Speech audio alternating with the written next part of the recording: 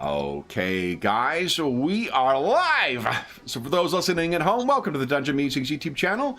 My name is Kevin Madison, and I'll be your friendly referee today, because today we are carrying on with our ongoing campaign, playing Mongoose Publishing's outstanding science fiction role-playing game, Traveler, 2nd edition. And we are playing through, using material from both the Borderland Run module and from the Pirates of Drinax slipcase. So if you are intending on playing either of those, this session will likely contain spoilers for one or both of those. Although the Pirates of Drinax spoilers are quite minor at this stage. We're barely scratching the surface of that material yet. If that doesn't concern you, well then welcome. Allow me to introduce you to the crew of the Rift Wanderer and the stars of our campaign. I'll go the order I've got you guys on the screen here. Why don't you tell us who you are and who you're playing? First up, we've got Graham. Hi, I am Graham, and I'm playing Laris Zathu, who is a crew member on the Rift Wanderer now. He's a Darien. He has a background in analysis and double-entry bookkeeping, but now he's looking for at least two things. He's looking for Sandalan relics and an understanding of the past, and he's also looking for his own future. Very nice. Next up is David. Hi everyone, I'm David. I'm playing Dr. Elias Abdel, part owner of the Rift Wanderer, and normally doctor by day, but currently more spy master by night, given all that's going on. Very nice. Next up is Carl. Hello, I'm Carl, and I'm playing Anchor Cavell, who's the pilot of the Rift Wanderer. He is a Vargar who rose up in the ranks in the Imperial Navy. Nice. And last, but certainly not least, is Jeffrey. Hey everybody, I'm Jeff, and I'm playing Alonso Santoro. He is a journalist and esteemed dinner guest.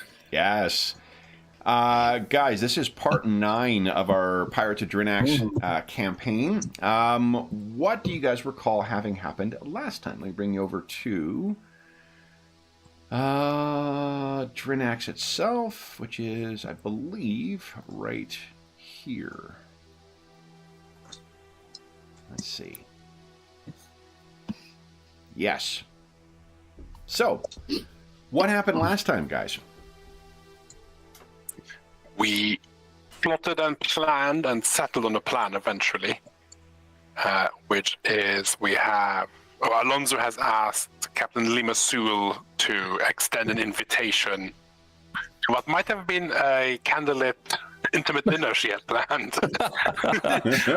But I believe Alonso has made it slightly awkward by going, hey, can this buddy of this legendary captain I want to talk to come along?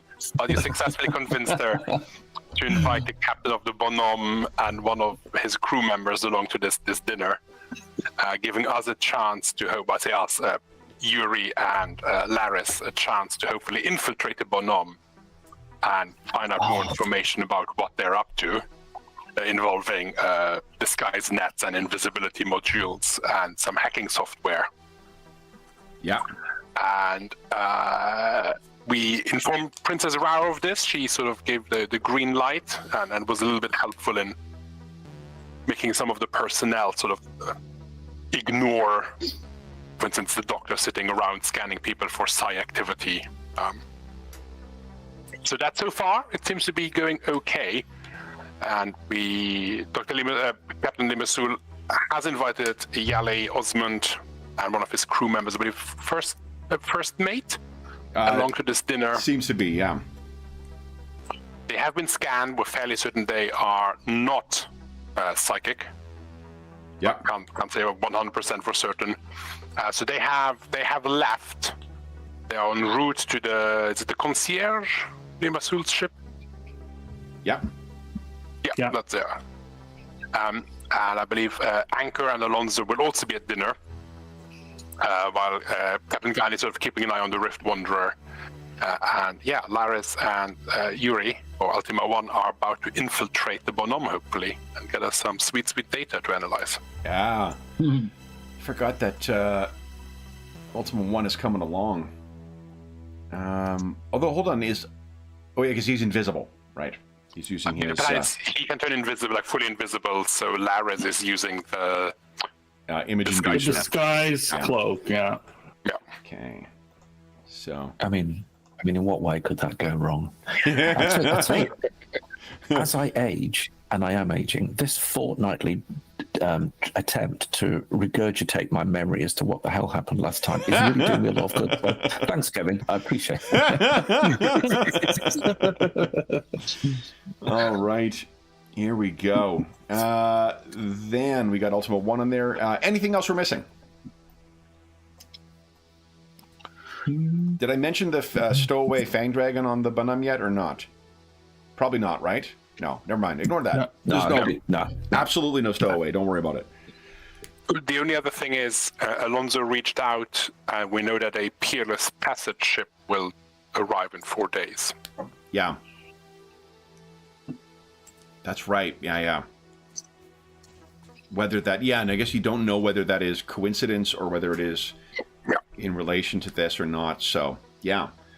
Great. Okay, then we need to start our session, as we start all of our sessions, with a roll for luck. Let's see how everyone's luck is looking today. We're gonna need it. Hopefully, it's good. Yes. Ooh, Roll good 20. result. Nice, 19 luck. Great. All right. So then, I believe Alonso and Anchor, you were the first to arrive at the concierge and were brought in. Have you been? I don't think you've been introduced to Captain Osmond or to his first mate yet. Is that right? Yeah, I think we just arrived. Yeah. Yeah, I think Okay. that's where we ended. I was watching the end of the last session, like the last 5 minutes is taken up with trying to deal with why Anna was going nuts at someone outside. So there was no, story development in the last little bit there. So then that means we can save our reveal for now. So before they arrive, you do have an opportunity to speak to Lima. And we've been saying I've got kind of I don't have an illustration for her yet, but I've got kind of a Michelle Yeoh image in my head, probably because she's been doing so much press for that Star Trek film.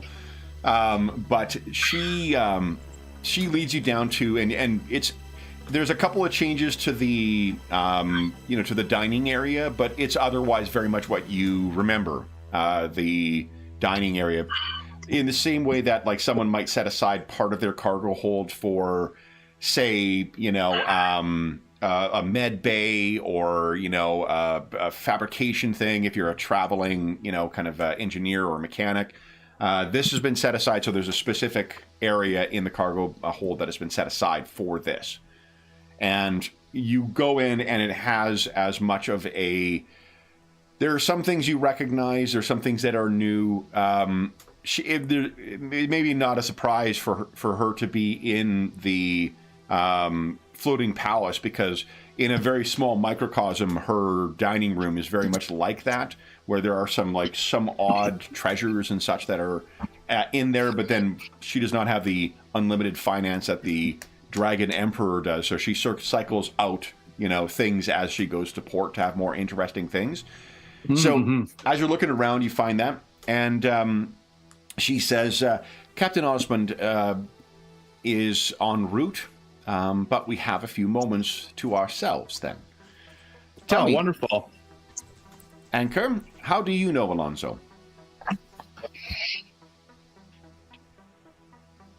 Oh, and as is custom on the concierge, when someone does not immediately answer, we toast to our departed crew member, Mo. Nice. Yes. Well, Anchor and I'm Anchor.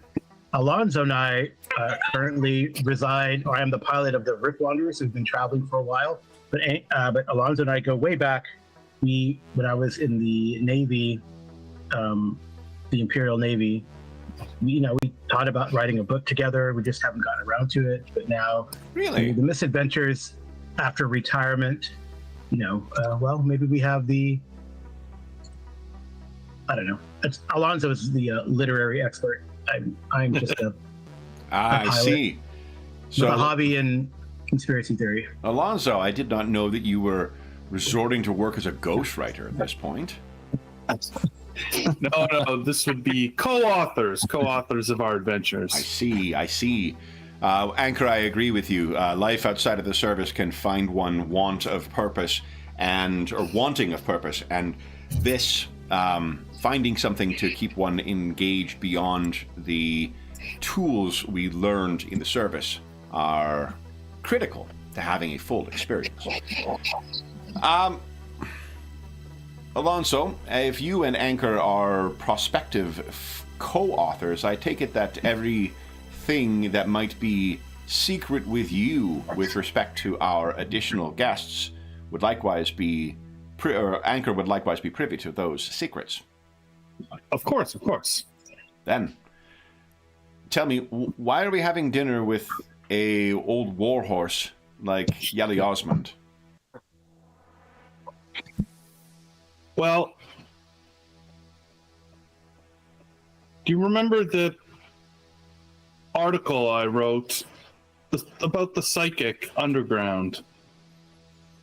Yes, it was surprisingly lacking in details, Alonso. I'm sure that did not make you friends among the Imperial Intelligence Services. No. Well, there was a good reason some details were left out, let's just say. Oh, indeed. And he winks at her. Mm-hmm. I had my suspicions. Yes, I think so did quite a few people at the journal there, so time to move on, but I seem to have found myself caught up in that world again. We are... Are you on the run from this Osmond? Well, not me, but there's a girl that we are looking for. Alonso, I believe that the captain may have some information. I've told you, you will find nothing but trouble with them. Well, you know, old habits. Who is this girl, and how do you know her? Sorry, what is her name? Would I say her name? She is someone very important. To you? I don't really know her. No. You don't really know her? No, not personally. A distance met. romance? So to speak, yes, so to speak. Remember, we're talking about a child here, just as a refresher for Jeff. Right. More of a financial position involved. She owes you something. Her family will pay for her safe return. She's but a child. Forgive me, she's been taken. Possibly, yes. Possibly. Alonso, the more I'm learning, the less comfortable I am being a Confederate in this. Are you intending it was a rescue mission. Why would you be concerned? a rescue mission from whom? Osmond? He is involved, yes. And who is Osmond stealing this child for? Oh, I don't remember. Jeff doesn't know the name of the Zodani. Oh, the Zodani. We believe the Zodani are involved. Color just drains from her face. Yes. See why it is of such importance.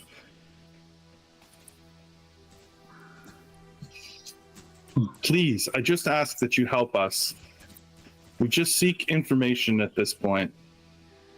We're trying to understand the captain's involvement in this plot. She turns and reaches behind the bar and brings out a bottle that seems to have been stuffed a little further down. Brings it out, brings out a special glass for it, pours a glass only for herself. Downs the glass, replaces the bottle, and sets the glass behind the bar. What favor I owed you is now discharged, Alonso. I wish for travel, cuisine, and conversation, not international espionage. No, we are simply visiting here. You will not be involved. You've asked too many questions already.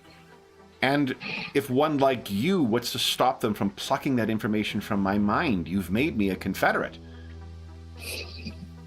These guests, are they Zodani spies? Will they be capable of plucking those secrets from my mind? We don't believe so. Believe?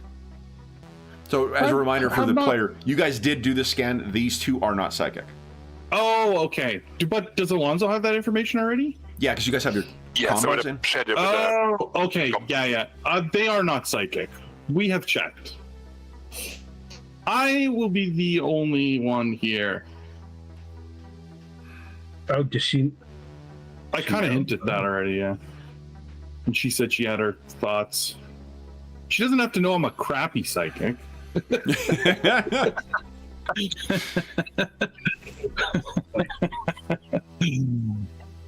funny.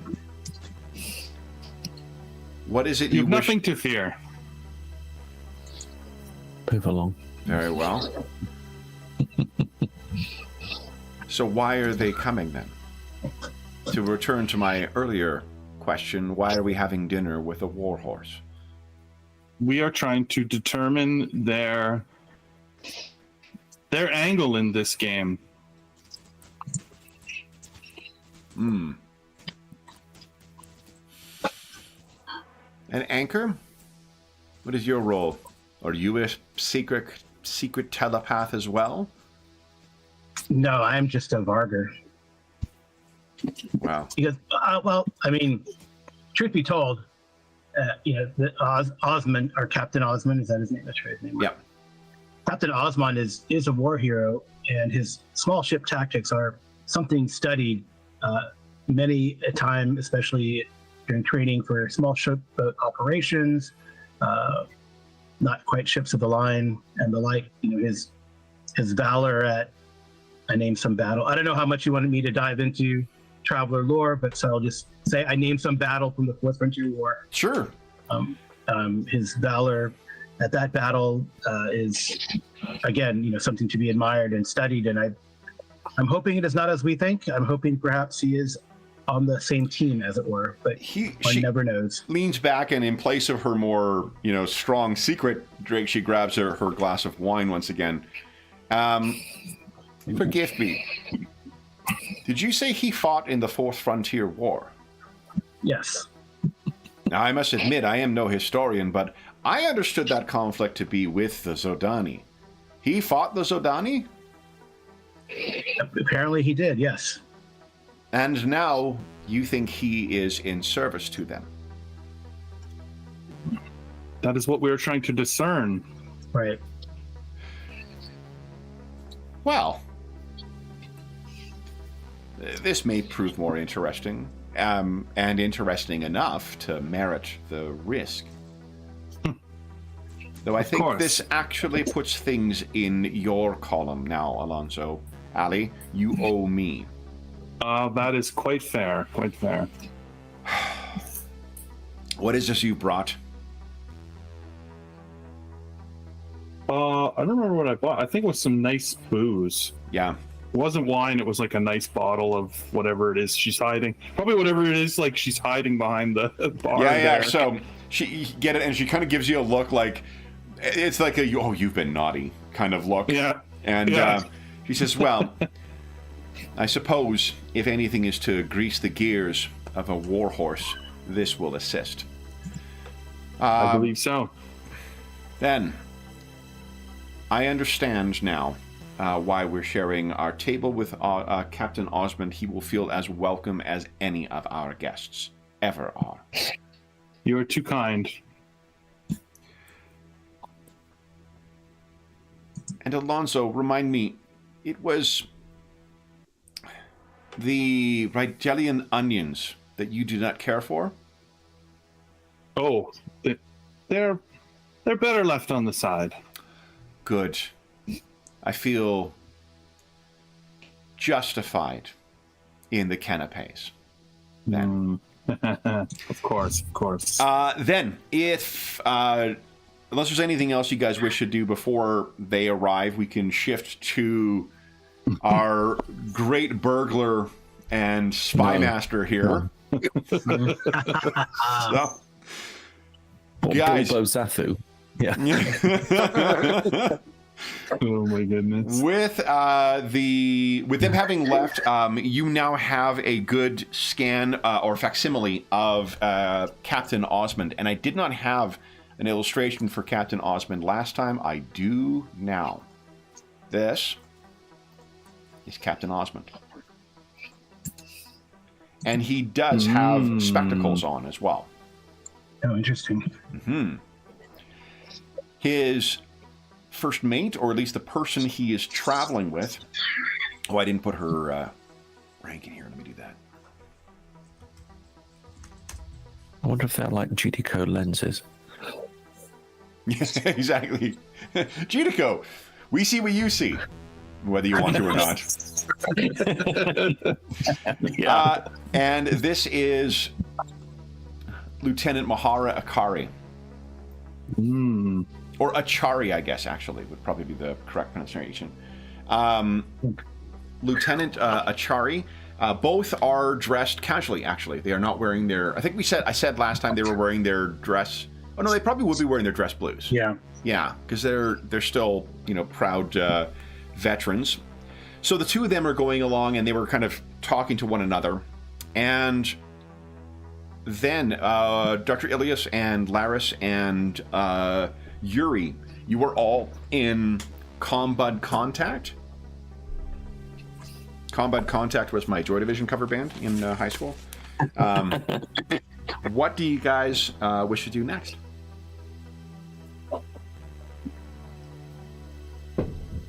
Yeah. Let me rephrase that. What do you guys do next? Because I don't think it's any of this what you want to do. I'm just off for a coffee now. No. Off for a pub. Back with some hobnobs and... Up meal. Yeah. Well, I'm going in. Okay. I'm going in. How are you planning on going in? Confidently. Yeah. Well, I'm going to try. What am I going to do? Let me give you my statement of intent, and you can give me a farcical skill challenge that I will fail at. I'm going to be in the guise of a starport maintenance person. It is. We've been alerted that this is my cover story, which hopefully I will never have to use. That we've been alerted that they're due a full maintenance check before being able to be allowed to leave system. Okay. And I've got the paperwork to prove it, and it'll probably require a forgery roll, which I'll fail. But so I've got, this is my story, and so, but I'm not intending to use that. I'm intending to try and break in. Okay. To the ship. So if I get challenged, what my plan is to say, well, you left the door open. I assume that you got the memo. If I don't get challenged, which is the hope, I'm going to try and sneak on board, get to an appropriate terminal or something. It's a mainframe, right? It's a traveler. So there would be, but likely, I think we talked about the isolated systems. Yes, is likely going to be secured on an isolated system. So you may wish to do that. Now, one thing the thing that is really interesting about the whole task chain mechanic, I like skill challenges or like extended challenges where you're like trying to get enough successes up to a certain point.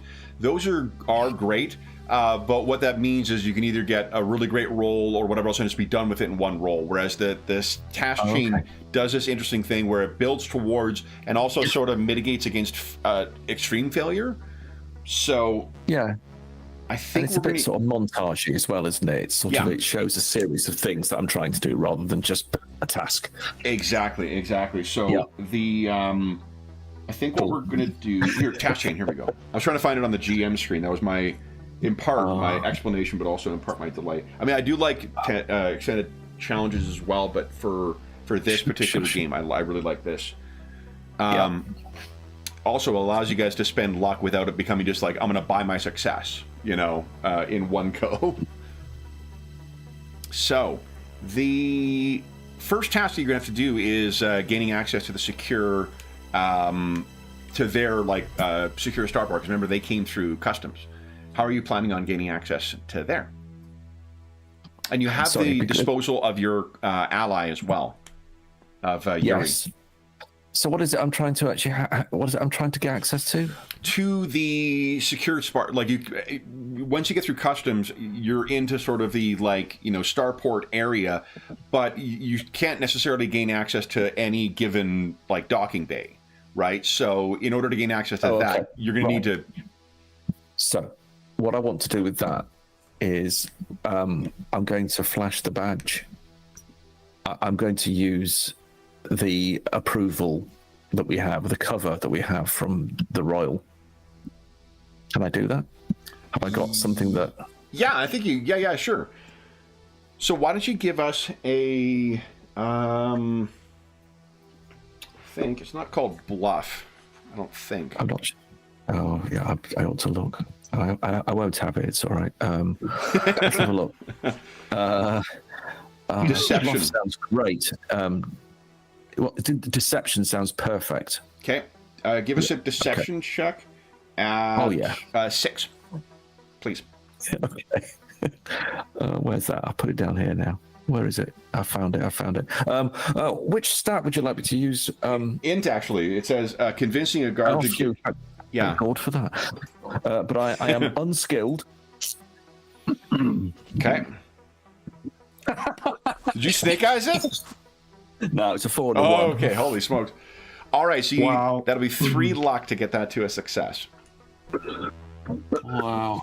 I'm going to burn this luck, guys. Oh, hold on. Oh, yeah, just pour it into this task. But a failure by 3 is only -2 to your next check. I should have a modifier of 1 on that. Never mind. I don't know why that didn't come up. Well, -3. What's your intellect modifier? 1. Is that right? Yeah, that's right. Because it'll be -3 where untrained. Right. Okay. Plus 1. Yeah. Okay.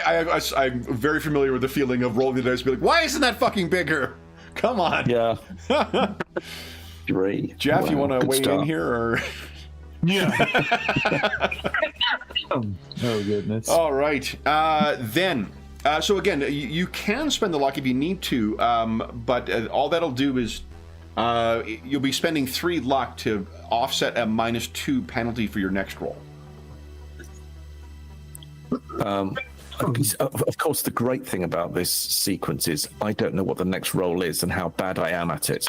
So I suggest we spend it because the -2 could destroy me. All right, so we see you go back and you've got your, your current disguise is as one of the, Drinaxy. Yeah. Sorry, it's got the, dragon starburst thing on it. It's got the purple coloring, I assume, for imperial coloring. I think sort of like a 1970s peaked cap sort of thing, which is absolutely yep. There's lots of unnecessary corduroy that is added on to the thing. So as you're making your way in, I think that there is, perhaps there's like 1 or 2 other people who walk past you and kind of, doff their caps to you, and you do a bit of a. I'm trying to be incredibly casual. Yeah, no problem. So you're able to gain access to the hangar, and you can see the Bonum here. And I think we said the Bonum is a Volatant class vessel. Yeah, it was gorgeous, wasn't it? It was good looking ship. Yep. Much nicer than ours. This is not related to the skill challenge, but let me see here. I'm looking for a skill check that will tell you at a glance whether there's like obvious modifications. What do you think? Like maybe mechanic? Engineering, maybe? Yeah, engineering. Yeah, by that. Yep. I mean, I've got neither, I think, but...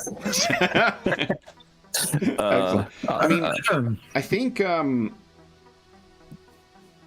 like whatever the equivalent of Jane's Guide to...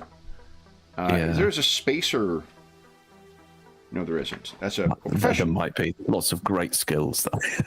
Yeah, I thought there was You don't have any profession skills that would potentially apply here? I'm not sure that I have. Okay. What about pilot?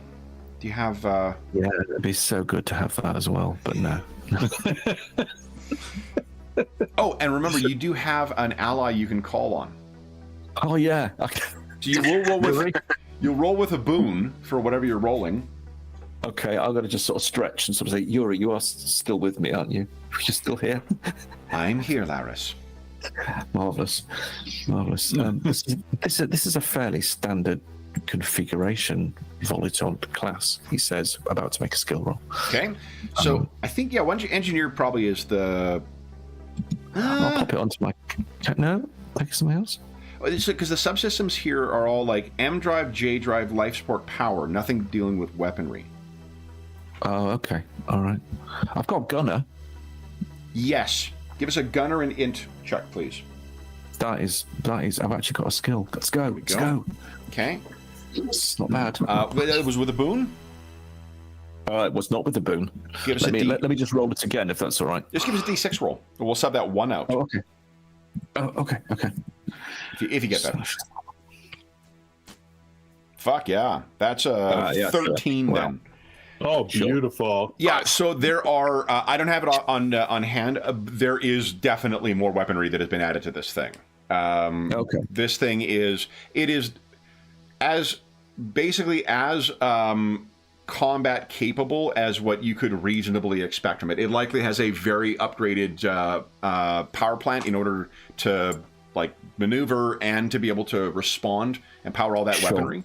But we're not talking like, equivalent to like a 600-ton, whatever, like pocket frigate or whatever the fuck the classification is called.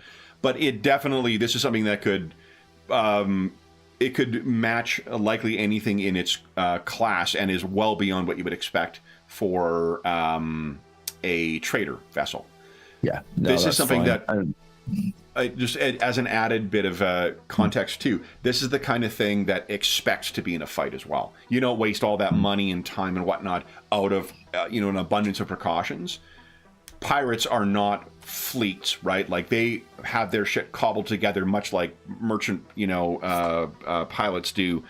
And this thing is, if you were wanting to outfit a really badass pirate vessel, this has got a lot of the stuff that would tell another vessel, you stop or we're going to blow you out of the sky.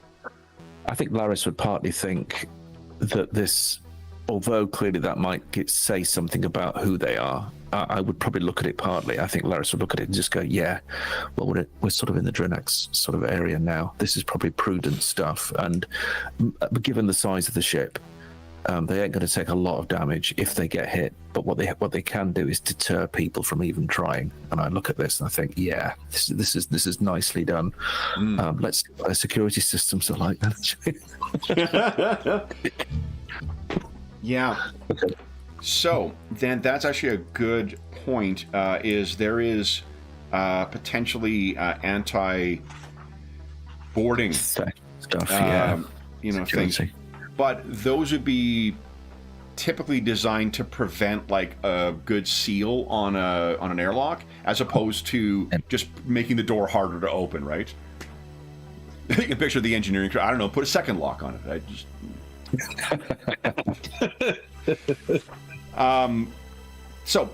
There is nobody who is in the bay. It seems at present. It is just this vehicle, the vessel itself. Although you think you can maybe give us a recon check. Everyone's favorite roll. And that's why everyone gets it, because it's everyone's favorite. Let's have a look. Let's see what we get. Whoa, okay, not bad. You can see that there are two crew members who are in. You may notice that there's the big... So it's like a bridge bay sort of thing. Yeah. And I think perhaps in your guys, you make your way up.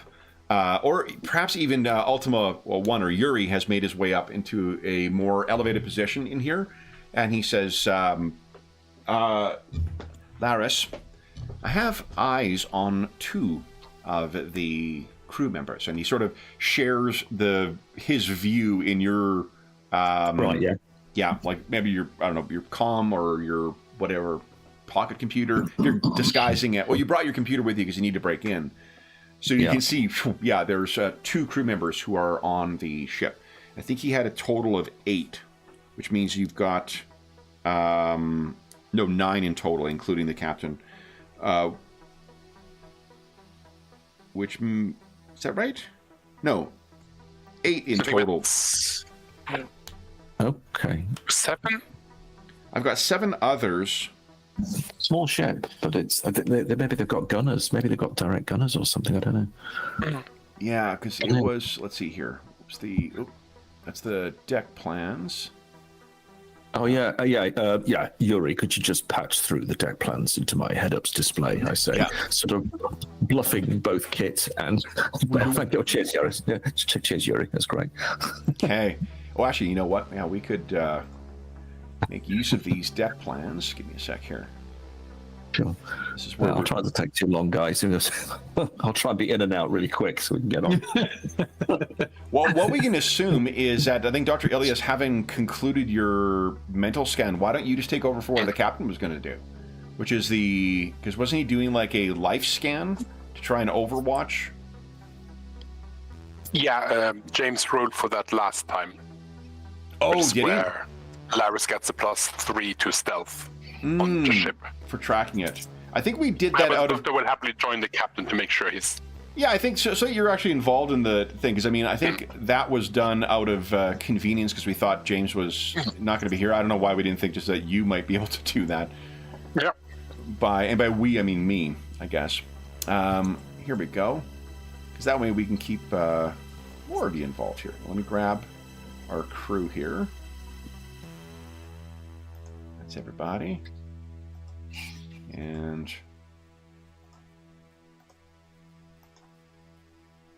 I'll move that to map layer, that to the map layer. This is a reminder I need to do prep for Dragonbane this afternoon. Oh, lovely. Yeah. And here we go. Because I did not obviously do prep for this. All right. Let me bring you on over here, guys. Boom. Who says that Traveler doesn't have dungeon plans? Come on. Yeah. All right. So this is the exterior of the Bonhomme. And then this is the deck plans for it. Let me grab... it's the small craft. Oh, tell me that I didn't put it away. I surely left it in this stack here, didn't I? Oh, now look. I have to go through 7. That's not good. Oh, yeah. Holy. Field catalog, small craft. 6 storage area. All roads lead to 7. All roads lead to 7. What do you think? I'll be patching this through. What do you think, guys? I can't talk to anyone. Yeah, okay. I'll just go. So just look at me, shoot me. Or something. Oh, cargo lift. That could be cool. No, that's not going to help. You've still got to go through 7.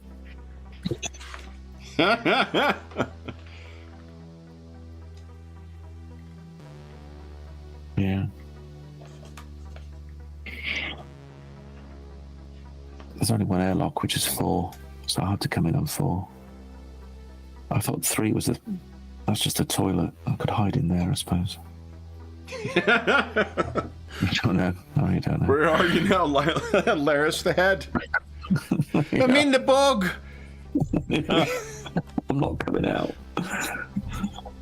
So, I will ways... try and deal with the system with a terminal patch on 4. Yeah, I guess it's because they're Freeze the surveillance cameras, jury rig the lock, so that it looks like it's still locked when in fact it's open, and breeze through confidently. Yeah, it looks like there's only the one entrance too, right? Yeah, there is the There's the cargo lift. Yeah. Yeah, maybe the cargo lift. I could try that. Yeah, that actually, there's a chance that actually might be less secure. Because if you're thinking about, like, if your concern is boarding parties in space, you're not thinking they're going to drop the cargo bay doors, right, to expose the entire hold to hard vacuum. You would think you would want to create a space. So I don't know. What do you think? Is it the turret? That's the turret there. Yeah. Yeah, I'll try the cargo lift then. And I'll need to sort of hotwire it, as it were, so that it both opens but doesn't look like it's opening. So when are you thinking of shifting your disguise then? I'm definitely in the disguise now.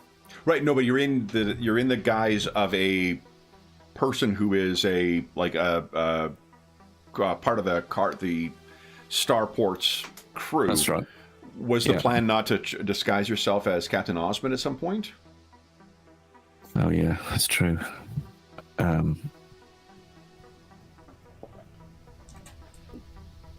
Yeah, I'll have to do that. I'm going to do that. I'll switch to Osmond at this point, I think, because he's on his way. He's already out. Okay. So then, why don't you give us, this will just be a 6 you're rolling against. Give us a stealth check, please. For the, walking past a crate as the cargo crew member and then passing the other side as Captain Osmond. Do I get the +3 bonus or not? Your 3 spent for... No, it's fine. I just don't know whether to put it in. I don't think here... No, not yet.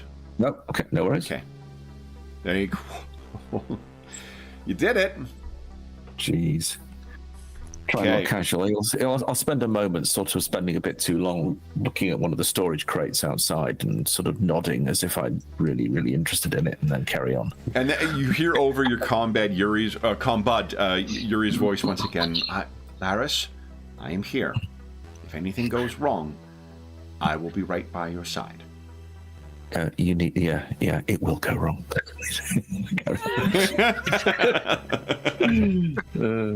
So you make your way over, and so this is going to require.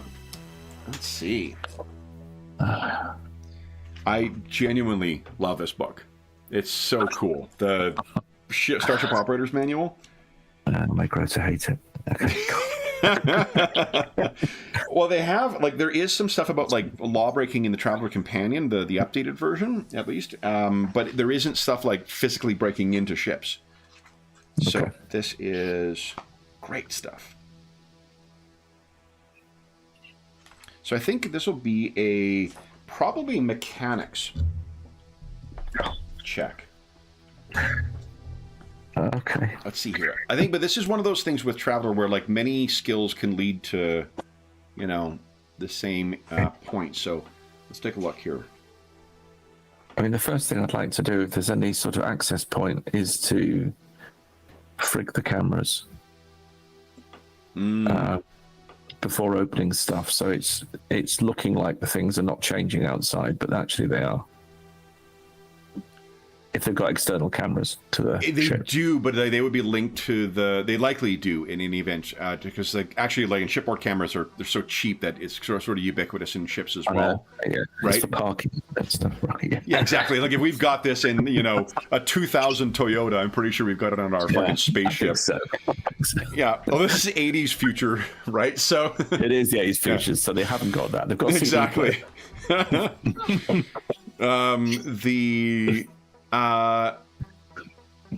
What I'm considering is how you're going to access the comms, because one of the things that they typically do is they don't.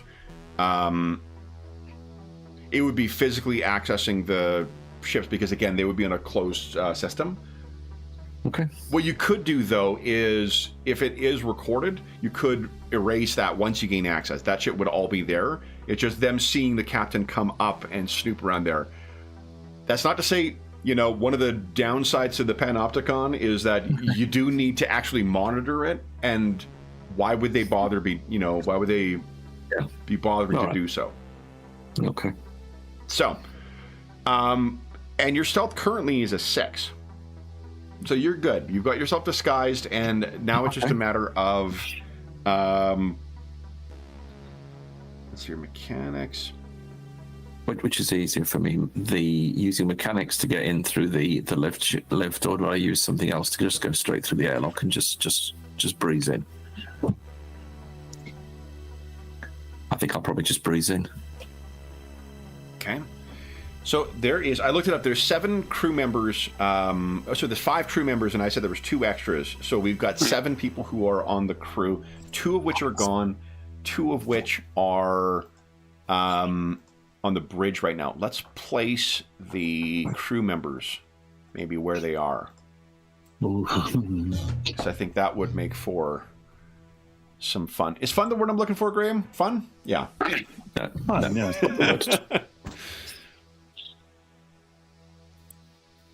Let's see. You know what's probably appropriate is kind of like a little bogey ping kind of thing. So let's go with a circle. And there we go. Okay. So let's do 1 there. 1 there. So 2 on the bridge of varying sizes.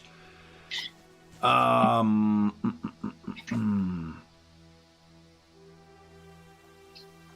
in the lounge. And that leaves 2 more. 1 working in maintenance and 1 walking around in their bunk. So that is where our crew members are. Can you see those? The red dots? Oh, the 2. Just the 2. I can see 2 on the bridge. in the bridge. Oh, okay. Why did those other ones not? That's weird. Okay, let's do this here. Paste. Move 1 to there. 1 is in the thing there. And 1 is in there. Okay. So, there are our bogies. Hold on. Yeah, I said he was working on the engine, so he's actually in there. Okay.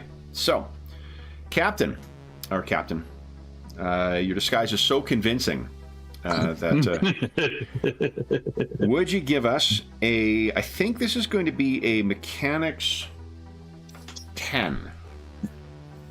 Well, I'm adding a lot more new skills that I'm not skilled into my sheet, so that's quite good. 10, did you say? 10, 10, yeah. Okie dokie, let's do it. With a boon, you've got Ultima 1 to assist. Oh, I was gonna say, Yuri, look away! Don't look away! Don't look away! Help! Not that, Laris. Not that one. Not that one. Not that one. Just. Oh, that one. Look at that! Nice. So, without any difficulty, you managed to get open. It's probably something that's attached to like the landing struts, where there is a way of sort of accessing it from the ground, because otherwise it would be a pain in the ass to have to go back in the ship and access it. That was 2 6s. That's fucking boxcars. Love it. All right, so you hit that, and then it lowers down. All right. Without much noise. And there is some like flashing amber lights to get people to get out of the way, but there's not like a siren or anything like that. There's a ubiquitous van backing up sound. All right, so that lands down, and then you and Yuri step in. You can see, I think, when you step on, there is a display on the side, like a digital display that shows the weight. Because you don't want to overload the thing, right? It shows it, and then we hear the sound of Ultima 1 step on, and then it, the number goes up a bit, and then yeah. There probably is like a ladder that leads up as well if you wanted to use that instead of if you wanted to leave the door open, as it were.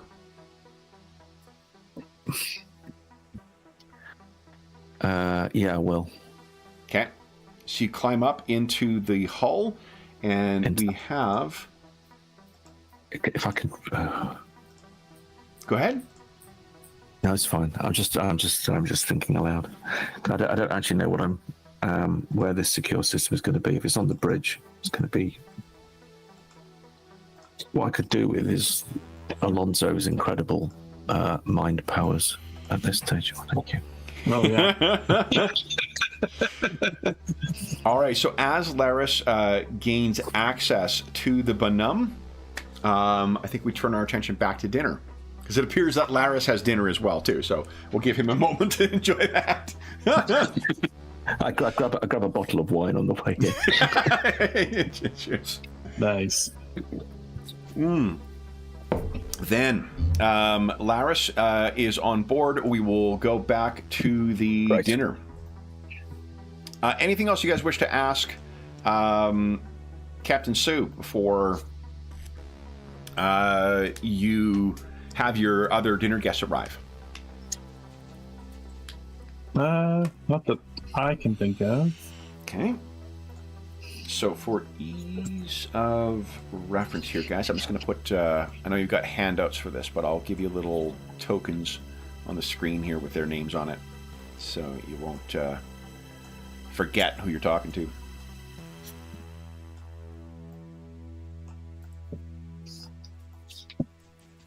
Carl, I'm finally branching out from offending the entire nation of Scotland, and I'm doing a Texan accent for an NPC in Paradar now. So I'm pissing off a whole new, not pissing off, but doing a bad impression of a whole new part of the world now. Let's see. Mokana Achari.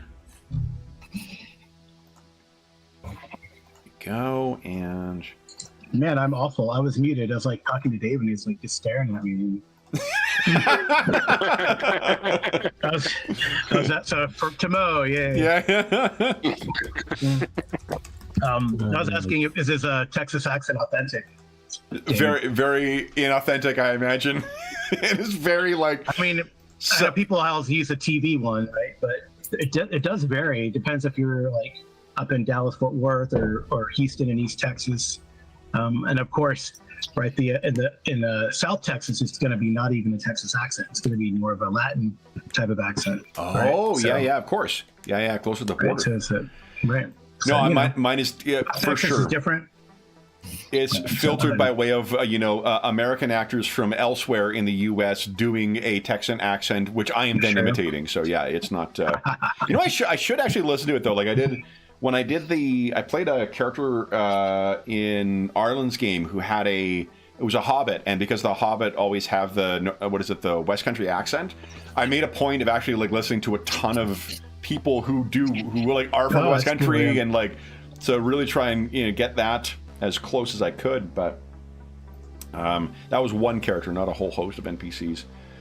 So. But I should do that to listen to that because I like the Texas accent too. I like the kind of languid, sound to the delivery. But it is, unless Alonso and Anchor, there is anything else that you want to ask of Lima, then we'll cut to her departing to greet the captain and lieutenant. And it is not Mohana, not Mochana. Sorry, I was thinking of Achari. Mohana is her name. Go. But do not want to make her any more nervous than Alonso already did. Yeah.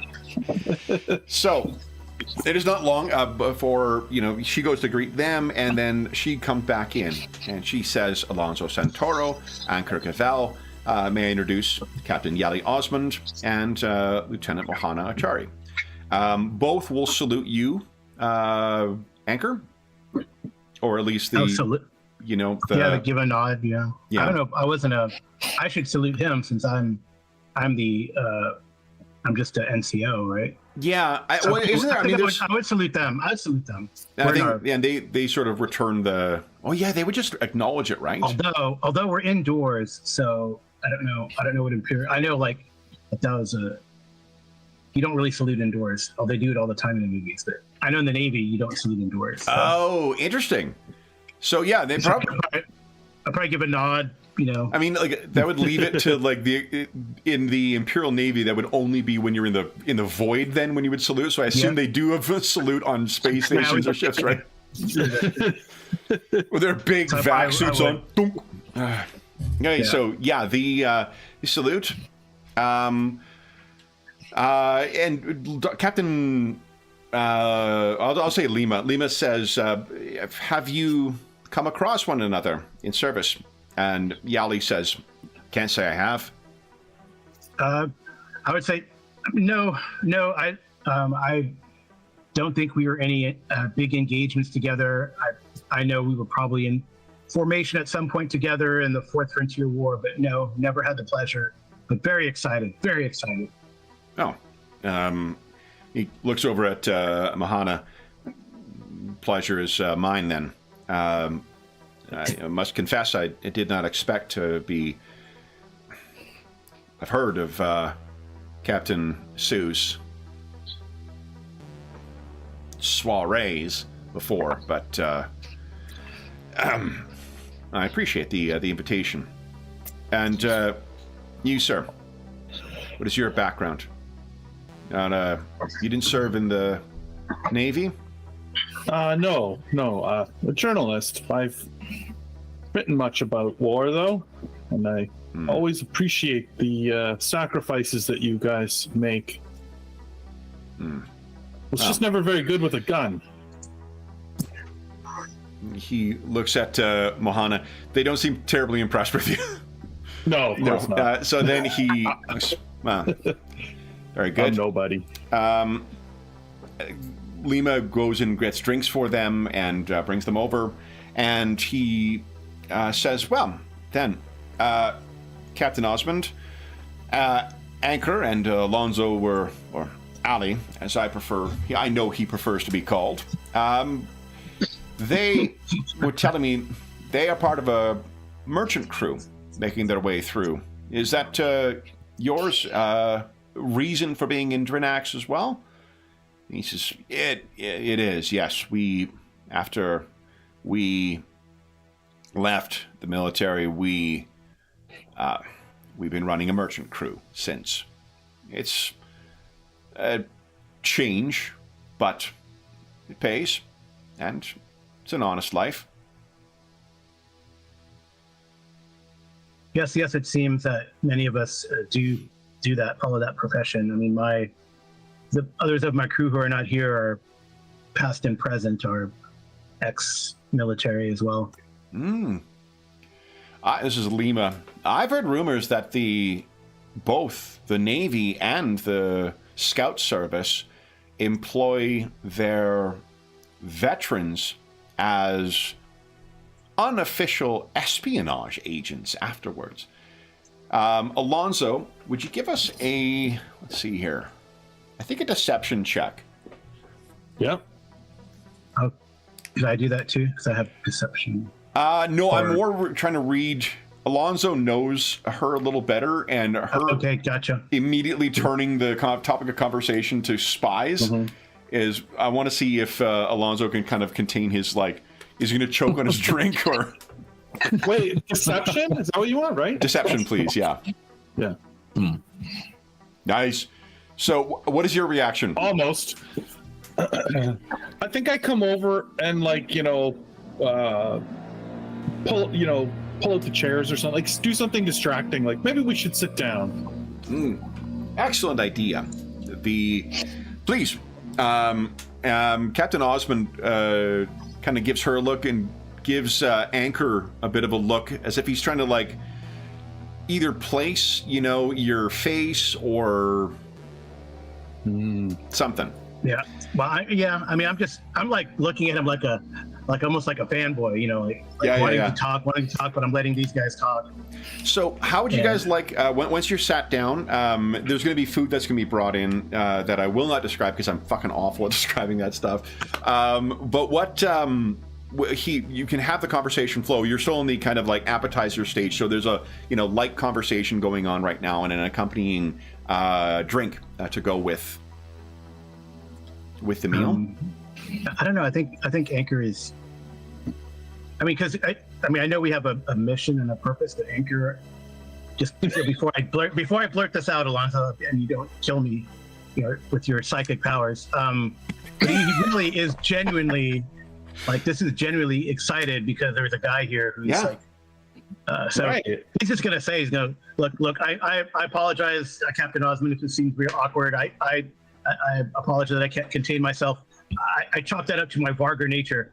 But when Alonso had this invitation and I saw that you were here, and we've studied your rear guard actions at the battle of some famous battle. Well, I don't know. I don't want to. I'm sure some of our Prowler fans will. At the Battle of Two Suns, the rear guard action that you took against blah blah in Squadron and I just kind of go off and I say, I probably repeat multiple times. And small ship tactics, we studied that I didn't go to the academy, but in small, in shipboat school. And I think the maneuvers that you and your crew did it's led me to become the best pilot in the subsector. Give us a deception check with a boon, please. Sorry. Nope. I clicked that I didn't have deception, but I did have deception. All right. Okay. Shoot. I didn't roll the boon. Oh yeah, give us a D6. Oh yeah. Yeah, I forgot to click it. 2. If you give us 1. And we employ 1 luck. Yeah, you guys lots of luck. Okay, so I think after all, like, you're doing exactly as, like, just gushing and gushing and gushing, and he's kind of moving a little further back in his chair with every passing second as he's sitting up straighter, and then he kind of I think Alonso, as you're sort of trying to gauge the temperature in the room, you look over and you can see that Mohana seems to be trying to stifle a laugh.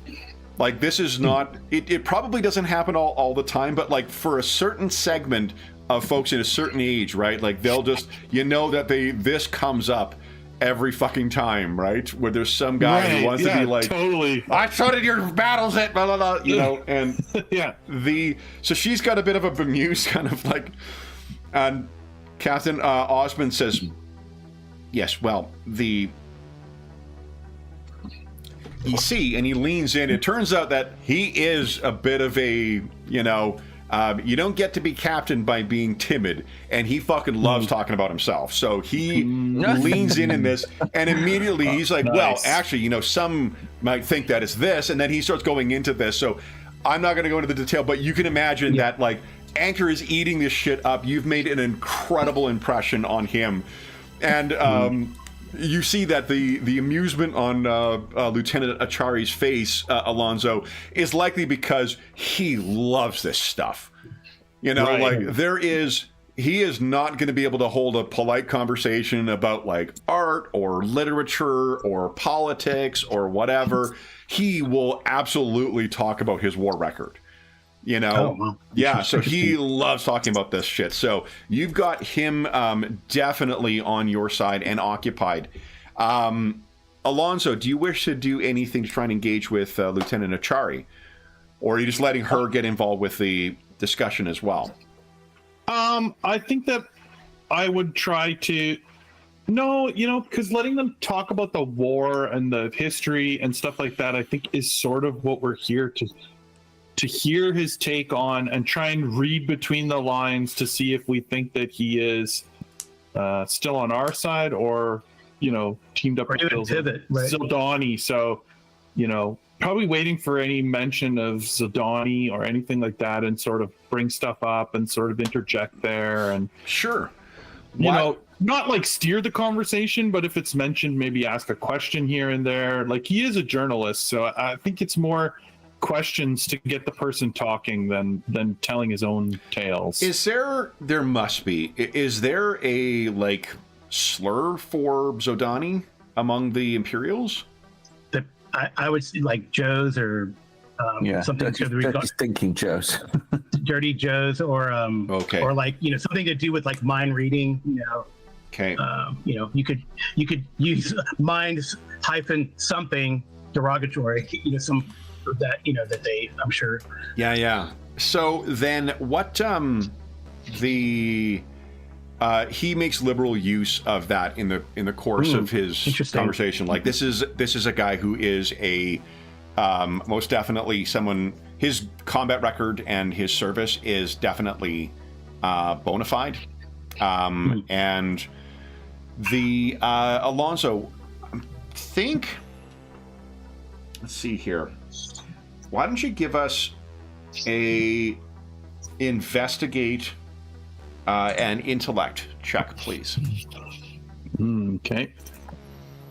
It will give you +1 from Anchor's deception roll as a task chain. Oh, nice. Okay, so remember to put the plus sign in, otherwise just put 1. Yeah, the airlock opens. Hopefully this is what Alonso's good at. Oh, Not bad. It's not bad. no, that was All right.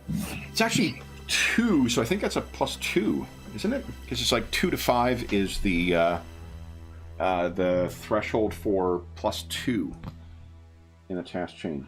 No, it succeed with an effect. How about I not put it in the way of the mic? Fucking Bush League streamer, Jesus. Succeed with an effective 0 gives you +1. Succeed with an effective 1 to 5 gives you +2. 6 or more is that. So like you would need to spend. That was an 8 was the difficulty. If you want, that would grant you +2 to whatever is next in the chain, if there is something next in the chain. But you get the sense.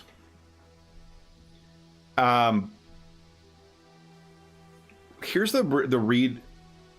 As he's talking about stuff, he definitely does not have. He has the sort of the way of describing his adversaries the way that like a competent person would. He is not sympathetic towards them.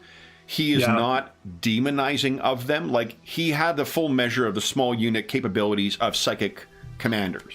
Right? So, like, this is not someone who is buying into the propaganda, but it is not somebody who is a lover of the Zordani. What you get a sense of is a great deal of dissatisfaction with command. For one, it doesn't surprise you. You're not part of the military necessarily, and you've never served. So, like, but you've been around folks, and like, there's a reason this guy's at the age he's at and is a captain, or was a captain. Right. Not a flag officer. Yeah. Exactly. This is a guy he definitely, like, from studying his tactics and his understanding, he has exceptional skills for small vessel tactics. He does not have the experience at larger fleet tactics, for one, and secondly, he doesn't have the temperament for that kind of stuff, because the way he talks about his superiors is the kind of like career stalled military officer talks about command. And what you notice is that Lieutenant Achari actually draws him back from.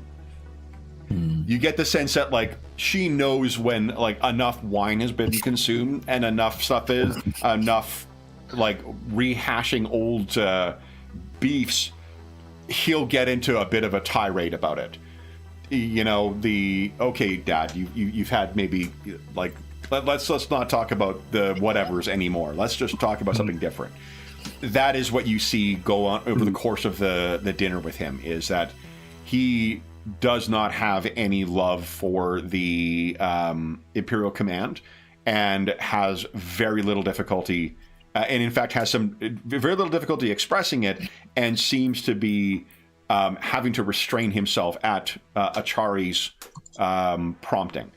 And it isn't the kind of... I'm going to tell them. Yeah. Anna was going to say, Achari is not doing it in a dismissive kind of way, like, ignore what he's saying, blah, blah, blah kind of stuff. And she's not defending them. She's just trying to tactically direct the conversation when he's had a little too much wine. Right. So this is... She's just trying to keep it polite. Exactly. This is not someone who is apologetic for his position.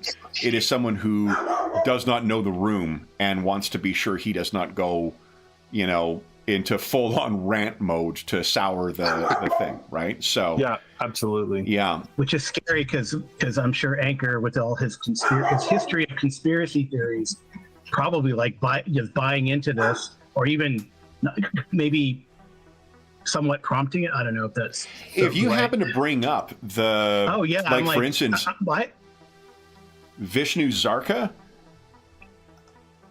Remember him? Mm-hmm. Yeah, that's guy. Where is he here? Commander. I think I've given him in this campaign. I've blessedly been restraining myself from giving stupid names to handouts. Yeah, it's hard to find things sometimes. Yeah, well, I mean, like in our Night Below campaign, it's a running joke that I just keep naming shit stupid things, so then I can never find them again. But this one I have actually been trying to... Here he is, Corporal Vishnu Sarka.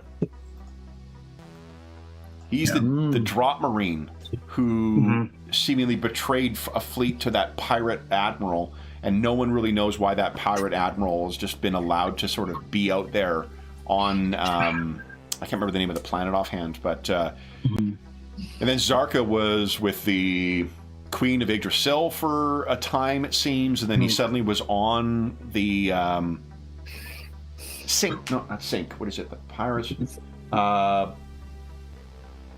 it's the Widows of Black Sand, or the Black Sand is the name of the thing that's on there, but I can't remember the name of the thing. But one of the conspiracy theories you've come across is like, why the fuck is this admiral allowed to be just out there? And Zarka seemed to have some unusual role in that. He disappeared, then reappeared, seemingly brainwashed on a planet very far away with a link to the Sindalan Empire, and now this admiral, who's basically a pirate admiral, is operating freely out of this one area, and no one's taken steps to prevent him from doing so. Yeah, I said, well, I probably would talk about it along the lines of, right, and we, I left main Imperial space because I just kept running into conspiracies, and you know what? It's no different out here, I'm finding. So yeah. I understand where you're coming from. I would agree that there's a lack of leadership at the upper echelons, and I even how they're walking back some of the tactics that have worked in the Imperium for centuries. They're not walking some of these back, and I don't know if that's a great idea. It goes against some of the things that you showed in the field, or in the void, I would say. He hits the table. Clearly, he's had too much. Exactly. This. Mo, this is what I'm talking about. And this has become, in the same way that like the loud drunk dude becomes sort of the focus of this is what your dinner party is now, right? So is sort of that conversation. Alonzo, do you have any questions? You did roll a little bit better than just the baseline.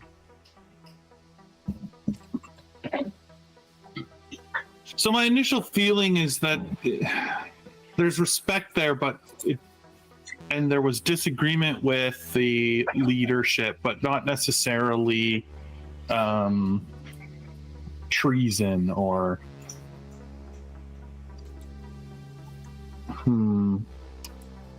Maybe I would just, ask if he ever during the war got to know any of the Zadanis. Like met some or had a personal, just like, what are they like? Have you spoken, like that kind of thing, like a personal interaction with them. Yeah. Give us what? Are you warning? Yeah. Yeah? Sounds like Anchor when he's had too much to drink. Yeah. Exactly. Just barking along. In good background. Yeah. Then why don't you give us a I think a I mean, I could be doing it kind of casually. I do have like just like carouse or whatever. Like this could just be genuine human interest. I This buy doesn't carousing, have to be like absolutely. Yeah. Give us a carouse check, please. And you'll get +2 from your task chain. Nice. Let's get into this guy's mind. Ooh, nice. Okay. So he proceeds to lean in and tell you that the way his level of he describes them as having a level of organization and a unity of purpose that the squabbling nobility that makes up the upper echelons of the military and the nobility. There is what you don't see among the Zodani is robbing one fleet because someone owes a favor to someone else. You don't see things being retasked to protect personal interests. The Zodani, and I think you also, because you rolled really well, you pick up he's not using the slur anymore.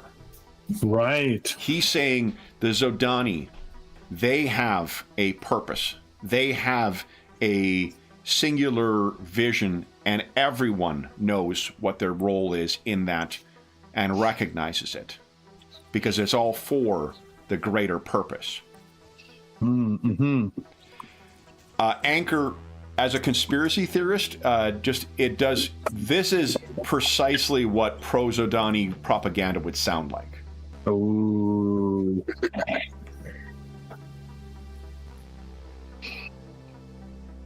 United. Never be divided. Yeah. Oh, you're muted again, Carl. Dang it, I'm good at that today. Mo was such an awesome player to play. Exactly. We just missed Mo. I'm getting through a lot of wine tonight. Well, you are trying to impersonate Captain Osmond, so, you know. Yeah, there you go. You're a method role player. For the greater good, right? For the greater good. Yeah. So what were you gonna say though, Carl? Because I have something to say if you don't remember. Yeah, I mean, I was using. Well, that's what I was gonna say. Is like, yeah, it sounds like for the greater good. I don't know if he says stuff like that, Anchor would say, well, do you think that the Imperium could benefit from a better organization or that kind of command? You know, or yeah. Give us a deception check. You're going to get +2 to your roll. I'm going to make it contested with Lieutenant Achari because she is definitely listening in on this. Okay, so deception. Okay. And I get a +2. You get a +2. Yeah, just don't put the plus sign in. It's a 10 you're rolling against. 9. You want to spend 2 luck? I will spend 2 luck. Okay. So because of the rapport you've got with him, because of, you know, the way that Alonso sort of directed it, I think her guard's a little down, you know, so she doesn't quite catch him. And he looks at you square in the eyes and he says, I think the Imperium, sorry, he's had a lot to drink. The Imperium could learn a lot from the Zodani. And this is when Lima says, well, that is perhaps the most interesting statement I've heard in quite some time. Tell me, how is everyone? Food? Yes? Can we move on to dessert? Do we need time to digest first? Dessert, please. Oh, I was hoping for seconds. Oh, Anchor. You will see you will not be leaving. Anchor, worry not. You will not. Your first time at my dinner table, I can assure you, while not full, you will never leave unsatisfied. Oh, well, perhaps I could use the Soleimani term doggy bag to kind of maybe lighten the mood. We can arrange for meals to go with you as well. I would be hurt to see any of this wasted. At that kind of Osmond, sits back. He doesn't seem to have, she wasn't chastising him. He seems to think he's really found and maybe it's part of the, the in vino veritas, kind of circumstances that he thinks that he's found a compatriot in your sentiments, Anchor. And Alonzo, you've done a great job of just sort of fading in the background and directing the conversation to get out information for this. So, if you look over, Lima kind of, gives you a look of okay. She was concerned very much about how you do this, but she knows, if anybody's going to get somebody to talk, it's a reporter. Yeah. Right. Nice. So, yeah. Guys, why don't we take our mid-session break right now? And in the midst of this merriment, we'll go back and see what's going on the Bonhomme. So, for those listening at home, we'll be back in about 5 minutes.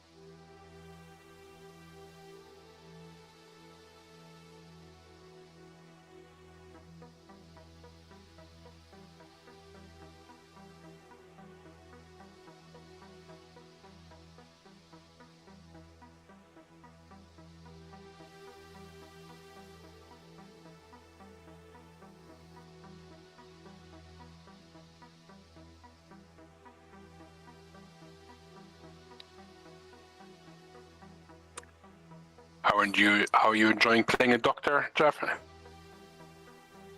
It's pretty good. I like it. Yeah. It's a fun character. Yeah, I was watching one of the streams and I've realized I need to upgrade my med kit. Yeah, no kidding, eh? That med kit is fantastic. Yeah, mine's only TL12. I'll accept. Yeah, maybe that's Drinax. something we should look for. Yeah, Drinax has TL14 med kits. Yeah.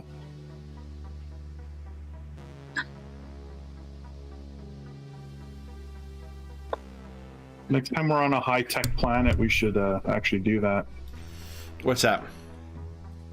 Oh, we're just talking Thing about... Go ahead.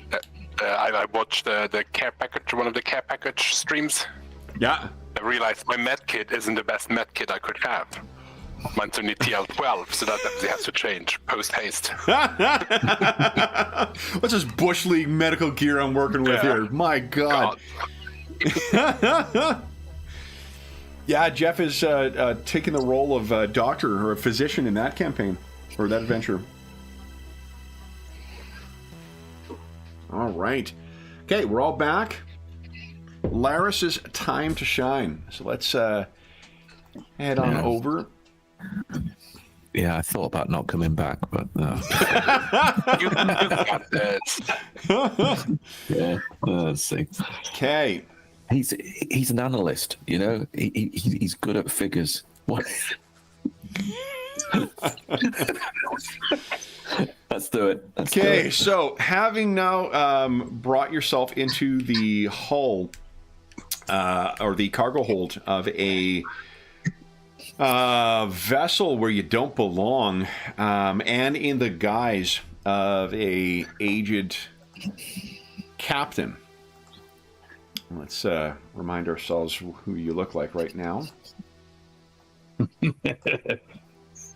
Very nice. Scratchy. Where to now? So, it's not going to be in here, is it? There will be, you were talking about accessing the shipboard computer. Yeah. This is likely a place where you can do that, at the very least to get a sense of, like, you know, who sleeps where, as it were. I'll do that. I'll get a general schematic and a view about where the captain's cabin in particular is. Okay. And I think what we'll do to keep the kind of dungeon quality to this, is we'll ask Laris. I'm going to die in a pit trap, aren't I? Sorry, yes. I can get you a little hex paper or grid paper. Give us a d6 roll, please. Okay. All right. So I'm an elf, so I get a better roll on this, don't I? This is for random encounters, so no. Oh, okay. No, I was just getting carried away there. There you go. Okay. So then, would you give us a, what would it be? Electronics computers, I guess. Oh, yes. I've got that one. This would be a 6. Okay, I should make this. Not off. Holy! Oh, you roll the boon though. Oh yeah, well you got you got. Oh, my apologies. My apologies. No, that's fine. Do that again. You've got okay. Yuri with you anyway. Sorry. It's a 1 point difference anyway. It's a huge roll. Okay. Okay. So this, however, is again. Yeah. TL, the computer that's on board here would be likely equivalent to the tech level of it. It is a TL-14 ship, so it is a pretty advanced ship. Okay. Which you might think would work against you, but actually it's more in line with the tech level you're familiar with. So you're like, oh, this is much easier. Yeah. Okay. Yeah. The one that has the number 5 on it, that is Captain Osmond's quarters. Okay. I got to head for that. Okay. So and you would be in touch with Dr. Ilias, I suppose, who could tell you there is a life sign in the next room. Okay. They're in the walls. They're in the walls. sorry, wrong setting. Yeah, there's someone right ahead of you in the common area. That's great. Okay, so I'm going to open the door. Okay. And I'm going to sort of I'm going to just breeze through. Captain? I'm just going to wave. I'm going to wave like this, just so. I thought you went for it's actually it's an airlock from the hold to get in. It's just okay. doors Right. otherwise, Okay. right? Yeah. So you pull it open. You come in. Why don't you give us a deception check, please, with advantage or with a boon? All right, I'll switch it back to boon. I've got. And let me think here. The difficulty. The difficulty is going to be a 10 only because you are, like they know he just went out for dinner, and you're coming from the cargo hold as opposed to where someone would normally be coming in, weird, right? Yeah. So that's the reason it's a 10. But otherwise, you do get a plus 3 from your. Oh, do I? Yeah. Oh, sorry, I didn't put the 3 in, so that's a 12. That's a 12 then. So yeah. So he says, Captain, I thought you were, and you just sort of wave your way through. The door opens to. Yeah. Oh. Kind of shrugs, like, I guess this is just, par for the course of like, all right, well. So you're able to make your way past and into. Maybe let's make this a little map a little bigger here. Hold up. Oops. Okay, I'm going to head straight for 5. Uh-oh. Just hope, please. Oh. But the dots, Kev, what's happened to the dots? Hold on. I did not think it through. The easier. Yeah. I think I jogged it too hard. Then you can move through here and then up into the quarters. I think you're going to need. This is only going to be a. Without concerning yourself about damaging it, it's a 6 to access the little lock that'll be on here. If you wish to avoid having it known that you've accessed this by accessing the lock or by accessing it, you're going to need an 8. On? I think mechanics. Damn it. Yeah. No, it's a TL-14 ship. No, it'll be electronics. Okay, I have electronics, and would that be computers, comms, sensors? Comms, probably. Comms, got you. Yeah. Let's try that. At least I have that. like you say, it's high tech, so it's better for me actually. Yeah, exactly. So yeah, you're able to do that. The door opens and you're able to make your way into his hold. You pause in time for Yuri or Ultima One. Yeah, I'm in. excellent. Then Let's search the rooms, access any terminals that are there. okay, Look for any data sources. why don't you give us another D6 roll, please? Okay, secret doors. Got you. 6. So it's actually not secret doors, random encounters. Oh shit! Is that good? We'll find out. Yeah, good is all a matter of perspective, I think. Yeah. But it is good in the sense that if you don't want to have an encounter, then yes, that was good. So, okay, so I will now do the search and try to access any of the specialist secured systems. The search is going to be with a boon. You're going to use investigate. You are going to have a boon because of Ultima One's that's a good one. Sensors. The difficulty is going to be a 10 because this is going to be a concealed kind of place you're looking for. And you're currently going to be spending 1d6 times 10 minutes. Now, you could take more time to reduce that difficulty. You could speed it up by increasing that difficulty to a 12. I haven't got the skills, so I can't speed it up. You do have 13 luck. So. That's true.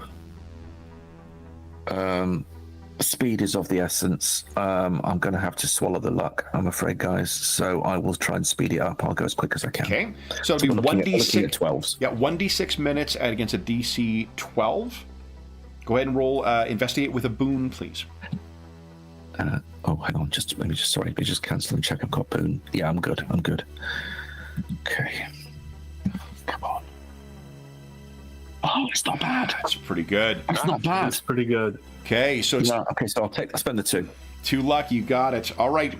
What you find is that there is a fairly cleverly hidden compartment that has a whole separate comm unit in it.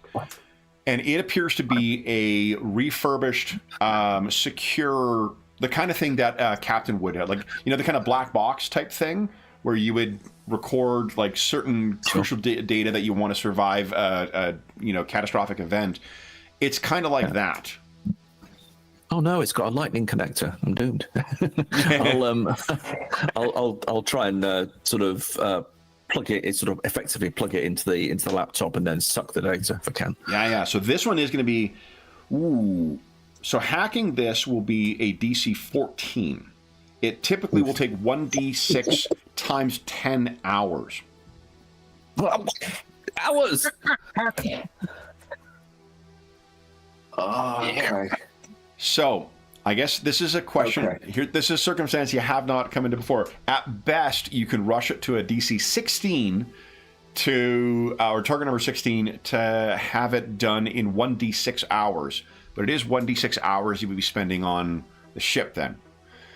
The other thing you guys have not discussed is what to do if you find something like this and need time. Do you take it off the ship and then bring it back afterwards, hoping he doesn't access it, or what? Or do you just take it? I mean, I think you would just take it, but that's my thought. Yeah. It's too long. I don't know how long I don't know how long you're going to be. Am I in communication with you, Dr. Ilias? Yes. Yeah. Dr. Ilias, how long can you keep them? Figure the dinner party is going to last 3 or 4 hours. Okay. Then somebody's going to use the excuse they need to go and let the dog out. So this is more fun. Let's risk it. I'm going to go for the 16, 1d6 hours. Okay. Hope that I get a good one. And I'm going to do that. And is it computers, did you say? It is electronics computers, yeah, and you will be rolling with a boon thanks to Ultima One. Oh, that's great. Come on, Ultima. We can do this. Let's go. Okay, so 16. Yeah, with a boon. It's only 10. So I'll spend the 6 luck. Have Okay. to. So 6 luck is Oh, it's going to one- get that done in time. And Now it's- we're rolling 1d6 to see how many hours it's taking you. Come on. Jeez. Here we go. 1d6.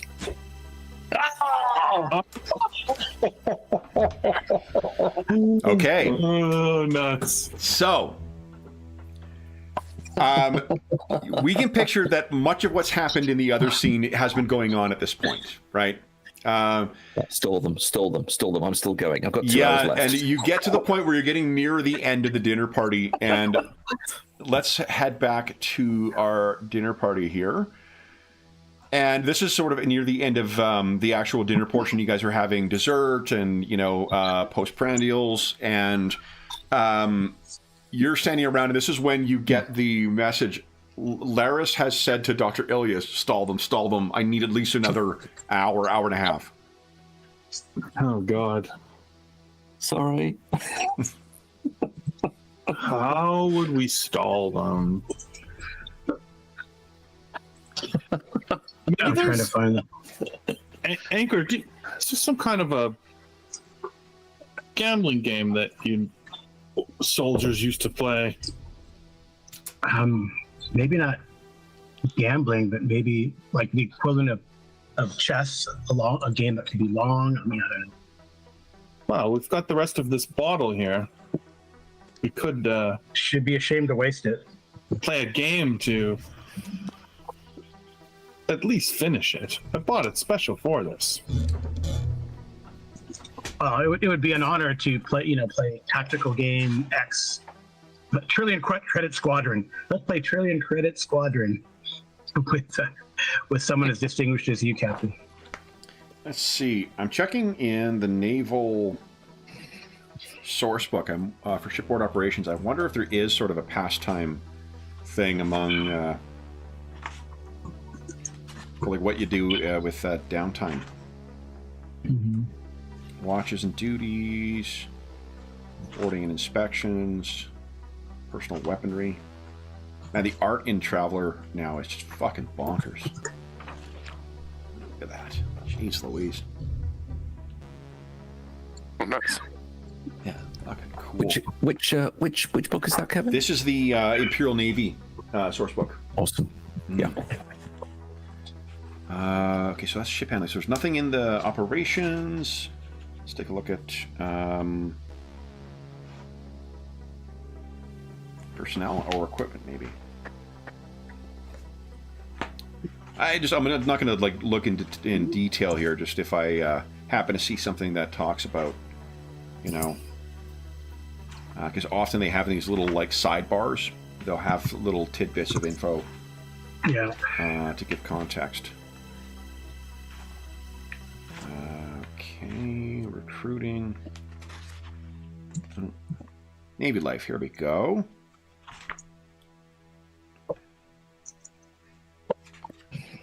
Okay, no.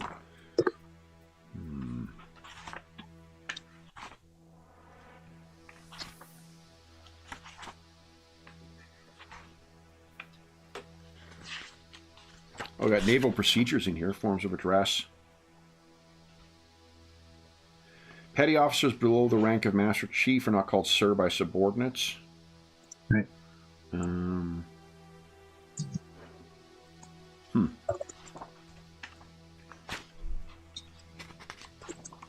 No, unfortunately, I don't see anything in here about like kind of shipboard fucking around. And there's no like checkers or chess thing. Well, I imagine that there is some kind of like the Villani, I imagine, have some equivalent of like chess or Go or something like that, but it's space related because they had a longer time as a spacefaring empire than what the Soleimani did. Yep.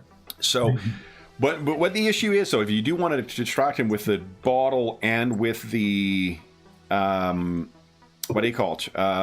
With the game, it will take some convincing. So, I'm thinking this is going to be a carousing check, and I'm assuming you don't want to make it obvious you're trying to stall them. So, Right. let's say it's a 10 again.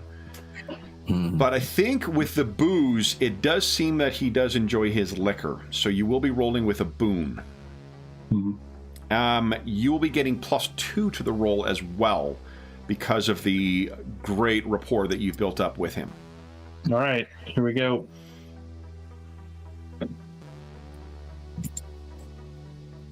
Remember to Ooh. Okay, so that is 3 over. I think not only do you convince Captain Osmond that, like, you know, oh, well, you know, it's for this occasion, it would be a shame to let it go to waste. Lieutenant Achari is actually, Mahana, as you've come to know her now, Mahana actually seems on board as well. Turns out she's not just the, like, responsible one, too. Like, she's a seasoned naval vet as well, and will happily, you know, join in on this. You know, if you guys really want to stall it, what's that fucking Twilight Imperium, whatever the Traveler equivalent of drive on, that'll stall them for 3d6 hours. So, Right. Yeah, so you definitely have them not only engage for this length of time. I think you've got, with that good of a roll, a little more leeway to try and push for more intel if you're so inclined. Okay. Well, maybe we can, you know. So if there's like, if the game is like has teams, maybe like we'll split up. Like, Yeah. I'll be on yeah. the captain's team. You be on the lieutenant's team, or the reverse. Yeah, nice. Okay. Yeah, I like that. Yeah, great. So then, anything you want to try and direct the conversation towards, or that you want to... I think maybe, like, as it's getting... Yeah, I think that Alonso would hint at the idea of he'd love to interview a Zildani sometime and before his life is over, you know, like to document properly. So, one thing I will give context to is that while the Zildani are definitely a recurring hostile adversary in the... in the Third Imperium, it's not like they don't also trade, right? Like they're not. It's not like, I mean, it is a kind of, you know, like Cold War parallel but it's not the way they talk. Like there are Zordani travelers and traders who go across the border. Okay, yeah. Okay, it's not like right. It's more akin, I think, because like remember how slow that communication goes in the Traveler universe, right? Like it's by weeks and whatnot. It also means that the diffusion of culture is going to be closer to your neighbors than it is to like homeworld necessarily. So the kind of borders are more, think of them more in terms of like ancient empires, where like there's much more porous borders when you're getting closer to the edge. Notwithstanding, I guess, Hadrian's Wall, but it's more like that, where there's a lot more traffic back and forth across, you know, than there is with, like, say, you know, the Cold War and the Iron Curtain, which even then did have a fair bit of cultural exchange and, you know, people traveling too. So they wouldn't be like an unobtainable person. Like you probably, especially in the open area, like in the Borderland, it's far from the Zordani border, but you know, some intrepid traders could make their way here.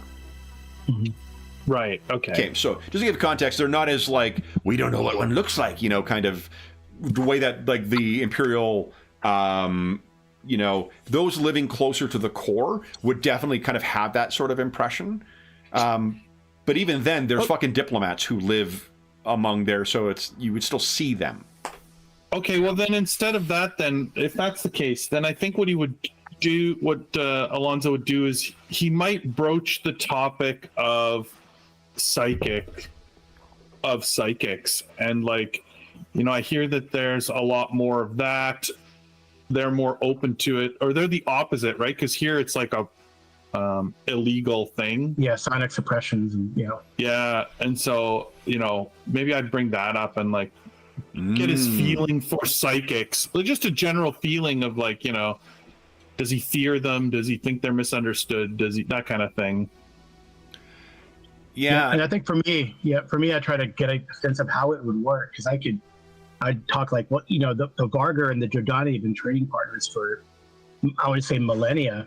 Yeah. And well, I know I was raised Imperial Vargar, but my cousins in the extents, it's always chaotic. It's the opposite of order.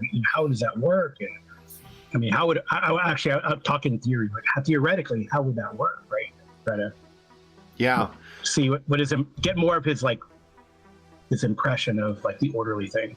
Yeah, and I think in answer to the psychic thing, I think the way that he characterizes it is as it is less of a thing that only Zodani do. Like, the Imperial would have you believe that everyone who is a psychic is a Zodani. And that's not the case. Right. It's you've probably come across psychics in your own life without knowing. They're just people. And the attitude of the Zodani towards the psychics, while they place them a place of prominence within their society, and this is all through. I'm gonna spare you my slurring drunken captain impression, but it is coming through that lens as well. The way he talks about it is, over the course of your conversation, is he may not agree with putting them in a place of prominence, of dominating. Right. But how do you argue with the results? And the alternative is to just alienate every one of them. To claim that every psychic is a Zodani is... And it's probably the most reflective thing he says is that it's all humanity. Mm-hmm. Like, there is a distinction that is made between... He points out that at a time we went to war over the difference between Soleimani and Villani in the Interstellar Wars. We came to see that was not a difference. Right. At its core, we're all humanity. And that's what he served alongside Villani and Soleimani, descended individuals, or those who cared. We don't make that distinction anymore. The Zodani have different gifts, but those same gifts are found in our people. So, as for the dealings with the Vargar, you aren't humanity. So why would we expect you to think or act in the way of humanity? Now, I don't mean that as an insult. I served alongside a lot of good Vargar, loyal Imperial citizens, loyal members of the Navy. And Mohana, whatever the naval equivalent of an oorah is, she will say. I imagine there is some kind of, thing that they say among their thing. But yeah, when she says that, he repeats it back, and I assume this by instinct you probably do as well, Anchor. This kind of esprit de corps kind of cheer. Yeah. But that seems to be how he feels about the Vargar, is that they probably have no issue, dealing with him. And if we had what we have with Kakri, right? If we had a belligerent neighbor, we would start taking steps to deal with them, wouldn't we? So, the overall sentiment, while he talks about the Joes during the war in the same thing that you would expect from him, it's almost as if he's talking about, like, the way he talks about things now is completely different from that, you know, toe the line kind of casual racism that would have dominated during the time. Right. So, one thing I will point out as well, Alonso, is that if this dude does any search for you, he's going to find articles about you and find stuff about the Psychic Underground. Right. Right? So he may understand why you're asking about that. Like, there may be a good cover there if he happens to look for your publications. Well, and he may have pre-looked being invited to a dinner and having someone there that he doesn't know. They might have done a cursory look at who I was. Possibly, so, yeah. Yeah. So, anything else you guys wish to discuss with him? And how long with that good of a roll? I mean, you could stall him for 3 hours if you like. Did she give enough time? More than enough time, yeah. Laris will be able to complete the hack and have all of the data that was on that secure drive. The only other thing we need to consider is the cameras. You were on ship and you talked potentially about erasing or editing the cameras. That's right. That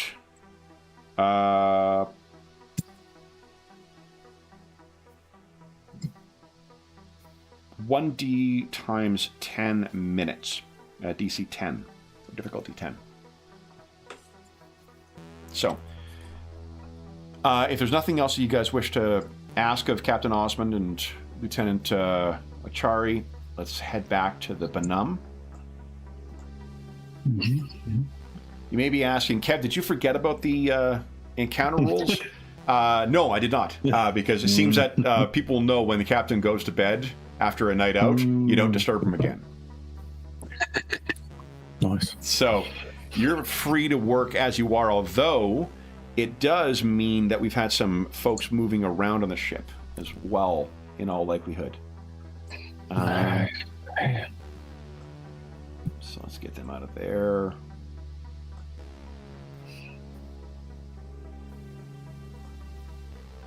Here we go. So, what, oh, you know what? Yeah. I think, roll, 5d6, please, Laris. 5d6. Really? Okay. I think you'll like the results if they do come up. Yeah. Every 6 you rolled, I was going to say one person actually left to go and enjoy the floating palace. Okay. Right? Like you would... Not everyone's going to sit in their ship the whole fucking time, right? Some people are going to be like, you know what? Captain's out having a good time. Like, let's go. No 6s, though. That was actually a really good year 0 engine roll, that was. Yeah.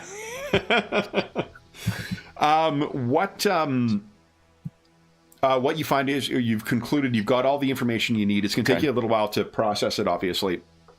Although, you know, with your walking computer, that is likely to be a lot easier for someone who thinks at the turn, you know, at the speed of computing. But the removing or looping the camera. Yeah, it's only going to work so far. I think I am going to do it, but obviously I have passed somebody, so I can't erase that. So it's just going to make it a bit confusing for them. But I'll try it. Is it the entirety of your time here you wish to erase, or just the time in the cargo bay and the time entering through the cargo thing? Yeah, that's the one. Just the one. Okay, cool. Then go ahead and give us a computers electronics at Is that normal? with a boon at DC 10. Got you. Easy. Oh, jeez, you could even have done that quick. Wow. So give us a D6 roll, please. Let's see how many minutes it takes to edit to a D6 times 10, I think I said, right? Right. It's a full hour. You know what? It is a TL-14 ship, so there's probably like redundancies and like backups and shit like that you're needing to do. Harder to splice film in when it's in, you know, high def, I guess, is a equivalent. But yeah, your computer expertise makes this an absolutely facile task. Now, Something that will be less facile. Getting out. So, I'm going out through the airlock. Okay. Would you give us a D6 roll, please? I want to go home. It is, may not feel like it for Laris, but it is the easiest thing to step out. Door seals. You've already set it to be locked once again, as if it was when you were there. You've replaced the device for where you found it. You easily make your way up and over to the airlock, and you leave without consequence. Fantastic. If you did leave the cargo door down, though, but what I've assumed is you've allowed for the time loop for you to walk over, activate it to close it once again, and then head out. Yeah. Now, would you give us one more stealth check at a DC 6? Oh, okay. I can do that. I know it's a TN, I think, in... and that's normal, is it? This will be normal, yes. Yeah. That feels right. Yeah. Stealth. Okay. Come on. Easy. Wow. So what I'll say is, if you've got something that will add to the convincing quality of this, what I was rolling is for you to transform yourself once again back to a Drinaxi Star Guard. Yeah, exactly so. Do you have something else you want to add to the convincing, like, you know, ghost nature of your appearance here? Because you rolled really that's 5 over the target number. I think I'll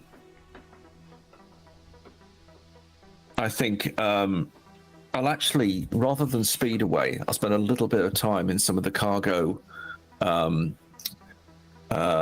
holders that are actually in this bay, and I'll spend a little bit of time sort of effectively sort of checking them, and it's sort of basically just sort of somebody who's just doing his job. And I'll actually I'll invest a little bit more time in doing that before I then go, to make it just seem much more matter of fact.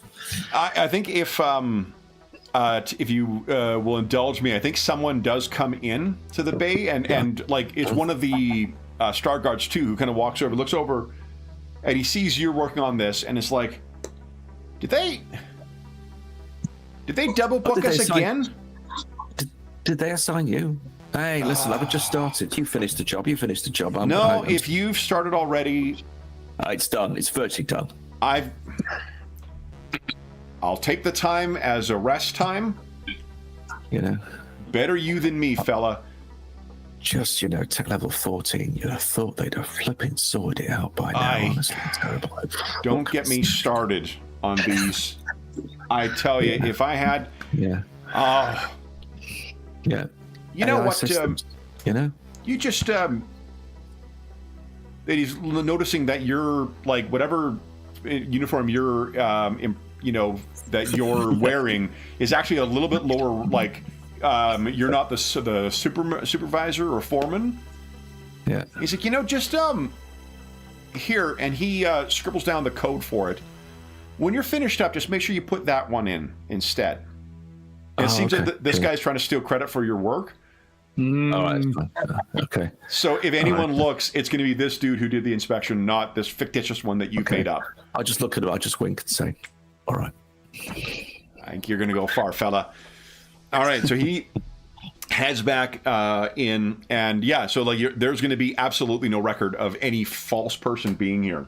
I'm out.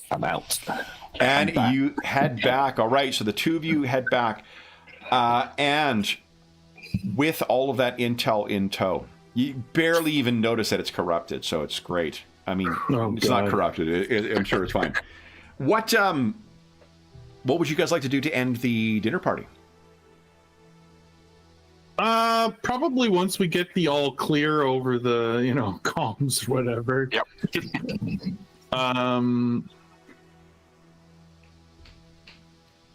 I think I would want to stay and visit with Lima a bit after. Okay. So maybe I'd. So Yali, I'll make sure. Thanks you all for. Thanks you for the lovely dinner. He I think he's probably stumbling with his words at this point, so it might be Achari who says that thanks, Captain Sue, and tells her that her the reputation for her dinner parties is not overstated in the least. Osmond thanks you for the evening, Anchor. He is extremely impressed with you. He insists that he'll keep an eye out for your ship for when you're in port next to make sure that we meet up again. Continue the game. You probably didn't finish. Yeah. I think. Do you have training in tactics at all? Is that a skill? Hold on, that might not be a skill. Or maybe setting you up to fail here. There's ship tactics and. Oh, it's board games. It's tactics. Huh. Do you have training in tactics at all? I do not. Okay, so he has soundly handed his ass to you, or no, you're on the same team. Yeah. So he has soundly outplayed Achari, although she did, try quite well. You learned a lot from this. So that leaves, so he is definitely, he's got the name. If you give, I'm assuming you guys give the correct name or the accurate name for your ship, the Rift Wanderer. In which case, he is definitely. It's good to keep in touch. Yep, he says to keep when we're back in the same port, we'll share a bottle, and he says, and I'll have to get a bottle of that before we depart to Alonzo, because Alonzo, you're the one who brought that booze out. And that's unless good, there's right? anything else, then they will take their leave of you. And once they are gone, Lima will very slowly turn to you, Alonzo. Allie. See, that went all right. It is the height of gauche to bring board games out at a dinner party. We needed some extra time and info. I know. Look, I'll make it up to you. That now is 2 you owe me. But... Oh, it's piling up. Did you secure what you wished? Anchor, our warhorse, seems to have greatly enjoyed your company. Yes, I don't know. I think I'm more... I don't know if I'm confused or disappointed or both. It does seem like a complicated individual, indeed. But yes, long life brings us in strange places. Perhaps it's no surprise. Mm-hmm. Did your mind reading work at all, Alonso? Or Allie?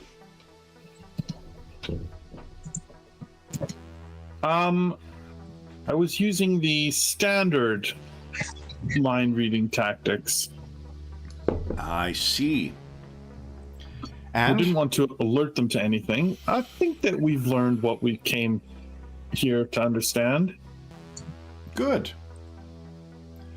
The man sure can drink. Yes, he can. It's a highly prized naval skill. Indeed. His first officer was certainly no slouch in that department either. You had concerns about him being a spy? Yes. Spy is probably too harsh. Sympathizer. Sympathizer would be a fair word. I think I have met some among the Imperial Command who would refer to such thing as a collaborator. Though, in spite of myself, it is not the type of guest that I would typically... He was quite engaging. He was. Then, Ali, let us hope next time there is less intrigue. Although it made for an interesting party. Certainly did. A pleasure as always. She gives you a great big hug. Next time we share a port then. A table again?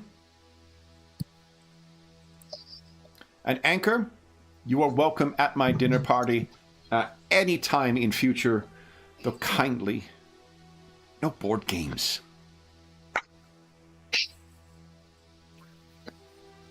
Not even cards? Cards are not games. Cards are conversation. Next time, my boy. Next time.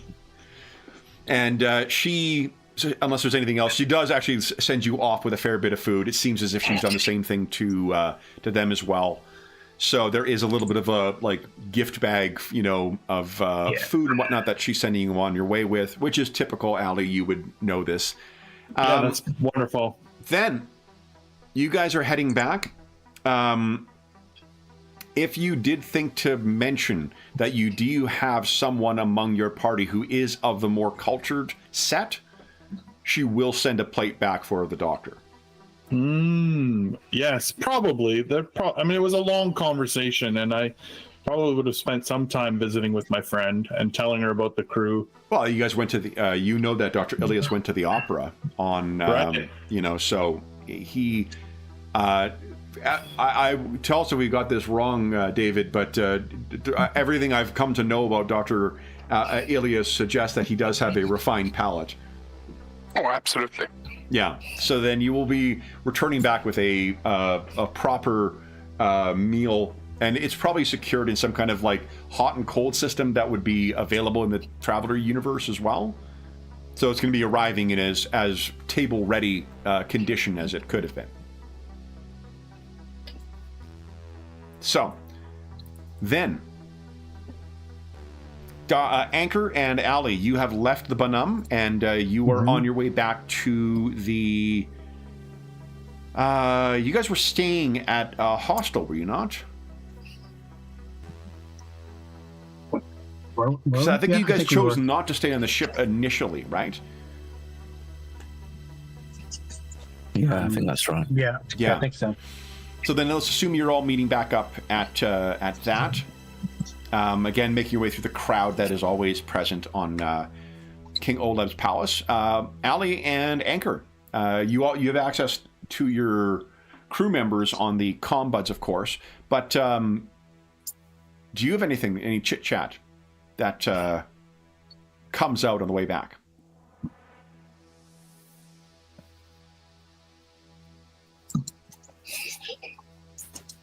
I mean, the food was wonderful, and as promised, Anchor, you're not feeling full, but you were definitely satisfied. Right? I don't know. I'm hoping that the others found more concrete information. Yeah.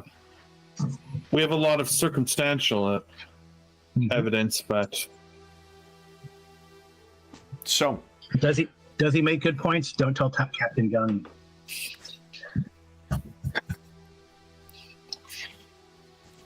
yes, I would say there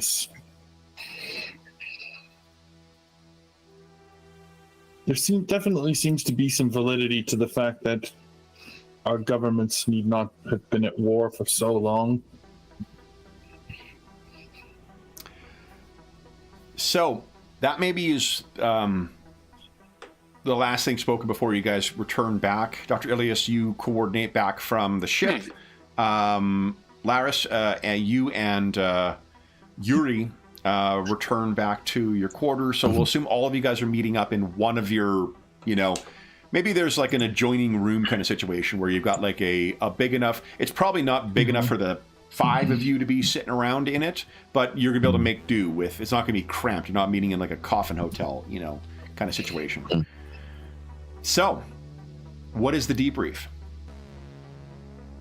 What impression, I imagine, that Laris, Dr. Ilias, and Ultima One will wish to know what you thought of the captain. Yeah. Is he entirely up with his reputation? Does he match your expectations? He did. Right. Good. Pretty much every way. Right.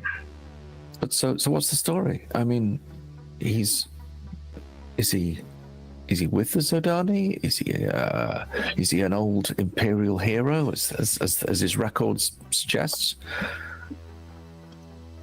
yes to both. Okay. He's definitely a sympathizer, if not a conspirator. Sounds like he stared into the abyss a bit too long. So he's sort of got, one family on one side and one family on the other, and there he is, right in the middle. It would seem that way. Fair enough. So he is complicit in this activity, and knowingly so.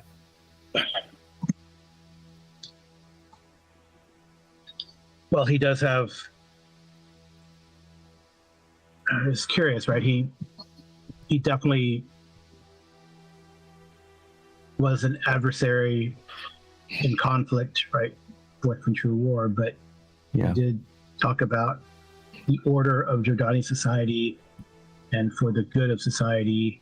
So in a way, as Alonzo pointed out, sympathizer. But so, I mean, probably not trying to do anything illegal, but helping, I guess, transporting cargo, or, well, this person kidnapping. But he sees it as a good thing, I guess. Yeah. So I suppose it's just a question. I mean, in some ways, it doesn't matter. So, I mean, if he's got like a nuanced and informed view of Sodani culture, or a propaganda-infused view of Sodani culture, to a degree, to an extent, it doesn't really matter. This is true, right? It's still kidnapping. Exactly. Exactly. Yeah. Still trafficking and kidnapping. Yeah. When it comes down to it. And right? He likes a glass of wine, I understand. Oh yes, he likes his wine and spirits. I see. Well, we can find out more because I've got the data.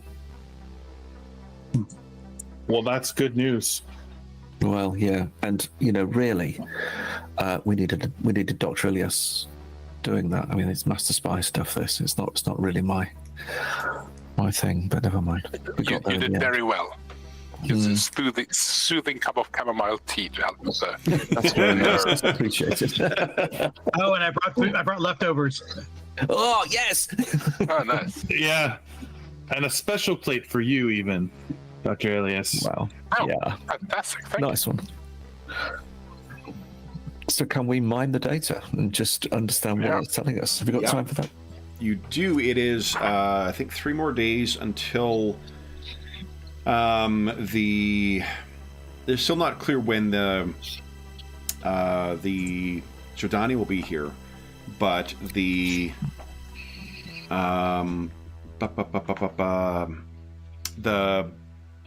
what are they called?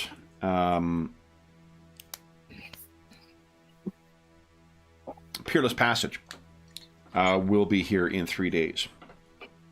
Oh, right. Yeah. Right. So, okay. All right. So then it'll be computers for sure. D12. It's gonna be basically the same kind of like.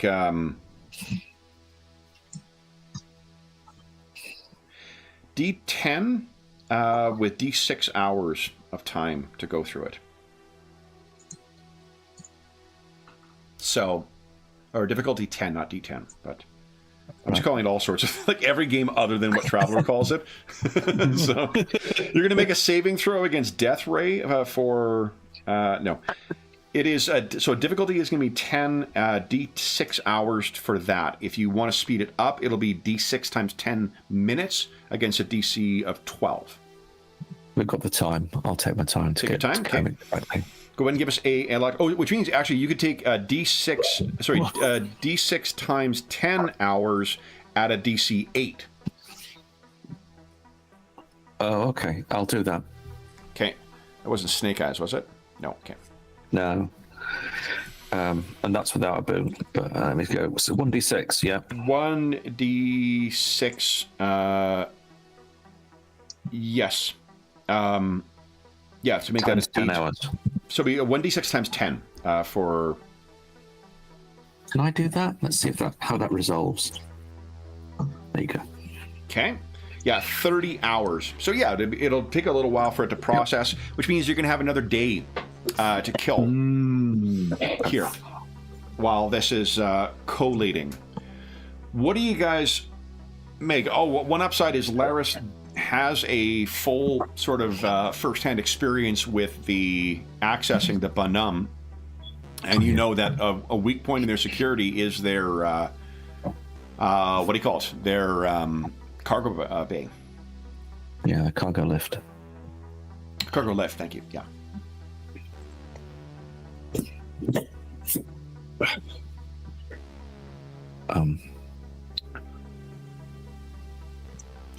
We haven't had nothing has come through in the time that's in this elapsed time, this 30 hours. Nothing has alerted us to any problems with the access that took place to the ship. Is there any feedback we've had or anything? That's why I want to know what you guys are doing with this time. Okay. Right, Yeah. because once we know, we'll know Laris is occupied with this. This is database management. He's metaphorically cracking his knuckles and getting down to work. This is data analysis. I love it. But Dr. Ilias, Anchor, and Alonso, what would you guys... And Solomon is also at your disposal, as is Ultima 1. Oh, Ultima 1 is working with Laris on this. So what are the three of you and Solomon going to be doing during this time? Solomon would be interested in hearing what your assessment of this guy is, too. If you share what you've discussed, he'll agree with Laris' sentiment completely. Right. Yeah, I mean, I do tell them that. Right. Okay. But I share with them, like, what's going on. Okay. But I'm sure the crew is, probably loyal. Maybe they're all that way. This is Solomon talking.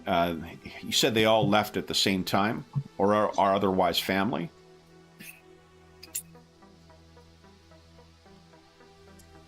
Oh, you mean the Bonhomme's crew? two that... His crew, they all Yeah, left. Yeah, two of them share a surname with some of the core crew, so we assume they're all like relative, but those two are relatives of crew members. And both military as well. Tightly knit company. Yeah. Yeah, they're all military, right? Yeah. Hydraulics. Huh. I could see those who serve together leaving, but the family? That's interesting, isn't it? Right. That they would leave earlier in their careers rather than carry on. Yeah, we don't know. I mean, we could look those, see where they're, where they're from, what system they're from. That is odd. I mean, I can see if he's got a crew of sympathizers, that's fine. That's one thing, but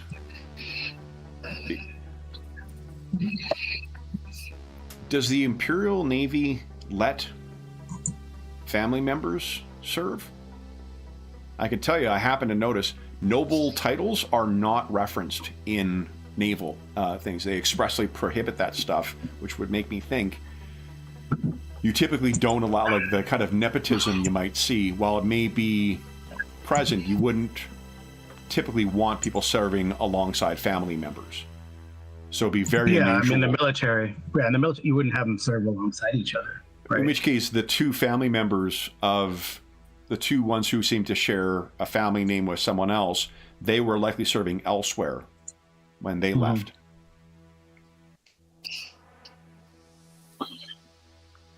Right. Right.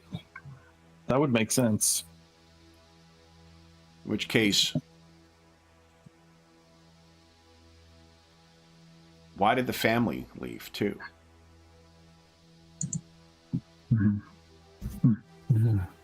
Yeah.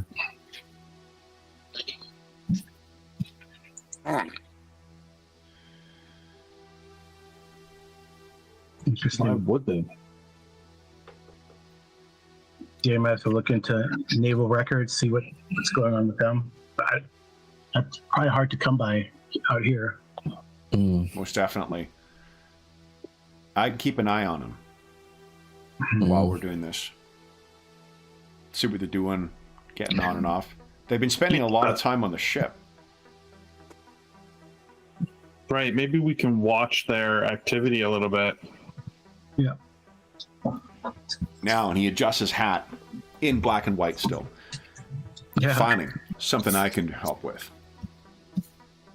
And maybe, mind you, I'm busy, but one of the things we might be able to support you with, I don't know, if we've got tacit approval from the royal family, would we be able to gain any access?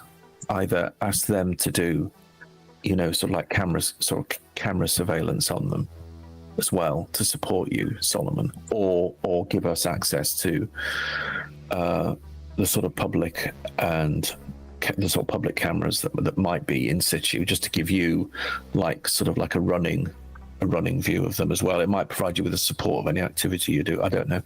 One or the other, you might be able to get access. We have got approval for this, so we may as well use them.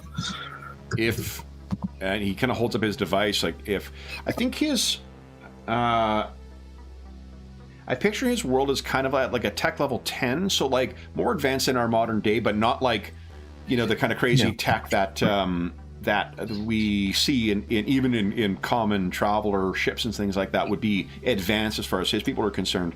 If you guys want to loan him a comm unit that could sync up with the more advanced tech for the Drinaxi, the princess seems happy to give you guys more rope. So the imperial family of Drinax does seem to have an interest in your crew, so the more they can draw you in, then they'll be happy to do so. Okay. I mean, you can have mine. So yeah. Yeah, and if especially if all you're asking for is like passive surveillance, you're not asking for like repurposing of drones or things like that, then I think they're happy to gain access to that. So if you spend a 10-minute thing kind of bringing Solomon up to speed of how to use it, he's happy to sit there and surveil them remotely using this stuff. Or if he's bringing the comm unit with the computer with him to do physical surveillance as well as augment that with the cameras. Okay. What do the rest of you wish to do with your time? You have 1 day. Yeah. I think Dr. Elias will go shopping for a more advanced med kit. That's just by the by. Because this thing is trash. I'm done with this. I've realized they have a new model here. I must check it out. Nice. Okay. Heading to the Genius Bar. I think Dr. Elias would also, assuming that the med kit can easily be sort of acquired, because the rest of the crew do keep mostly to the ship, but I think he'll try and do the same that he did to the lieutenant and the captain. Just spend some time in where the rest of the crew might come out to see if he can check them for psychic abilities. Oh, interesting. Okay. In case they come out, they might not. They might just be a futile. Yeah, no.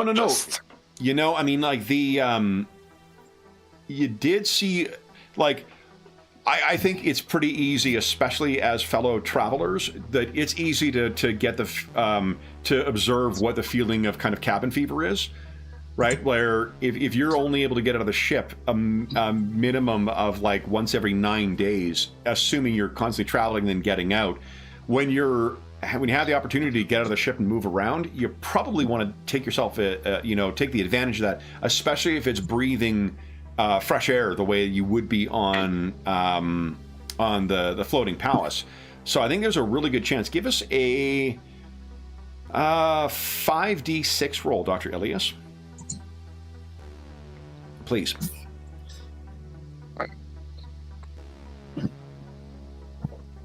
Yep. There are 2 crew members who are going to be leaving at one point to go and get, other than the captain and the lieutenant. So or first officer. Let me check here. Okay. It is the 2 younger members of the crew. remind us, what does it take to operate your size scanner? Is it sensors? I think so, yeah. It was out of the CSS, right? Or CSC? Yes. That is, I think, probably buried once again. God, no, it's on top. Here we go. Look at that. Murphy's Law works in my favor, finally. Okay. So it's electronic sensors at difficulty 10 plus. 10 plus, okay. So go ahead. Does it give you the strength of it or just the presence or absence of psychic ability? It not only determines whether the subject possesses a psi score, but the level of psionic strength. Okay, awesome. Go ahead and give us a electronic sensors roll, please. Ooh, and the subject's psi score acts as a positive dice modifier for. Oh, I guess that's giving the game away. no, because it would also, yeah, I guess, eh? Well, oh no, in which case I'll apply it retroactively. Yeah. Okay. So Yeah. So you guys are asking me to do basic arithmetic, which is always a dicey prospect. That's a good roll. Okay, that's an interesting roll. Wins All right, way. 10, and I will tell you that there it is. You will require 1 luck to get that to a success, because one of the 2 individuals is a Psi 4 psychic, which is, you would know, consistent with kind of like either fledgling or late life development. Alonzo very likely did not show up as a psychic until some triggering activity.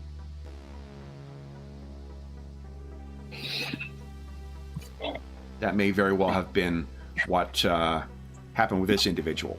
So yeah, they very likely have, Alonzo, cover your ears for a second, very minimal and almost inconsequential, pathetic even, level of psychic ability. Okay, you can uncover them now, Jeff, sorry. Yeah, I'm really glad you didn't hear that. Oh boy. Yeah. But yeah, that is what you are able to determine, Dr. Elias. This represents like you kind of timing it properly, so that's your day of activity. Alonzo and Anchor, what would you guys have been doing with your day? If anything, you could just fuck around, you know? Yeah, I mean, I don't... honestly, speaking of his pathetic abilities, I feel like all this psychic talk and all of this, he's probably practicing and working on his psychic abilities because he feels like, there may be some stuff coming up where it's important, and maybe even specifically like trying to like shield his mind is what he would be working on. It's funny you mention that because there actually is a fairly well-known, I would say, not necessarily distinguished scholar out of the Scholar's Tower, who happens to specialize in psychic research. You may have heard him before. It's a Dr. Venkman. Questionable is what some would say for his... No, there is no thing. I just really wanted to make a Ghostbusters joke. Yeah, totally. So yeah, you're sort of practicing at that. What about Anchor? Oh, Anchor is going to be playing that board game. Nice, working on his tactics. Yeah. Right, Interstellar Wars. Nice. Fully support killing an afternoon playing a video game, I tell you. No, but I think he's just contemplating this. I guess really thinking. It's an interesting revelation. I mean, we're extra imperial, so people are. How is Anchor feeling about him? Like, he doesn't need to share it with the crew necessarily, but I'm curious. How is he feeling about this guy now? Because you would have had some shared life experience with this dude as far as service in, like, active service kind of thing. Right, and right. especially with conspiracy-minded that you are. Well, I mean, it's looked like there's probably, he's probably not the only one, right? And definitely, I know there probably, it seems that there's I would say definitely the Imperial Navy has taken steps to sort of redo their sort of tactics and strategy on that border too, right? So that there are not as many units exposed and out by themselves anymore. So definitely they haven't had quite the influence. Maybe that's why he's extra imperial. But there could be a lot more, right? I mean, that's the thing. But when it comes down to it, his allegiance doesn't matter so much as right, it's kidnapping, right? It's trafficking someone, not trafficking, right? So and that's what we as the crew fight against, or have fought against. So so then we will end the session with let me not leave you in suspense over the results of Laris's day's work. There is no question that Captain Osmond is definitely working with a sect of the, or some of the Jodani intelligence. There is also there's something that they refer to as the ghost that is in here. So you have a pretty good sense of the network that makes up there. And it's not as impressive or not as expanded out as you might think. But there is about 5 ships active in the region that all sort of are dedicated towards this type of work. But they also seem to reference something called the ghost. And there is no scan of this, but you would guess that is sort of like the hub of Zodani activity in here seems to be some kind of ship. And not like a trading vessel the way that the rest are. There's something else that is centralized here. You will have access to basically everywhere he has been for the last couple of years. The nature of the work that he has been doing and the way that it is coordinated, it seems to be, this is a routine type of thing. He is smuggling psychically active individuals out of here. No, man. Right. So, yeah, I mean, again, if they go up, if it's their choice, that's a different thing, right? But it doesn't seem like these people have a choice. And that is not clear from the data that he's got.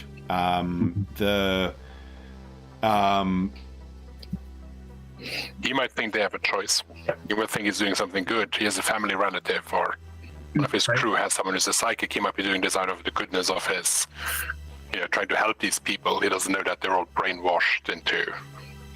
Or if we lean into that, what Jodani can purportedly do, perhaps they have subtly influenced him in that direction, or it's the crew for that matter. One with this is a physician's perspective, perhaps Dr. Ilias too, but like their children don't need to give consent to treatment; their parents do.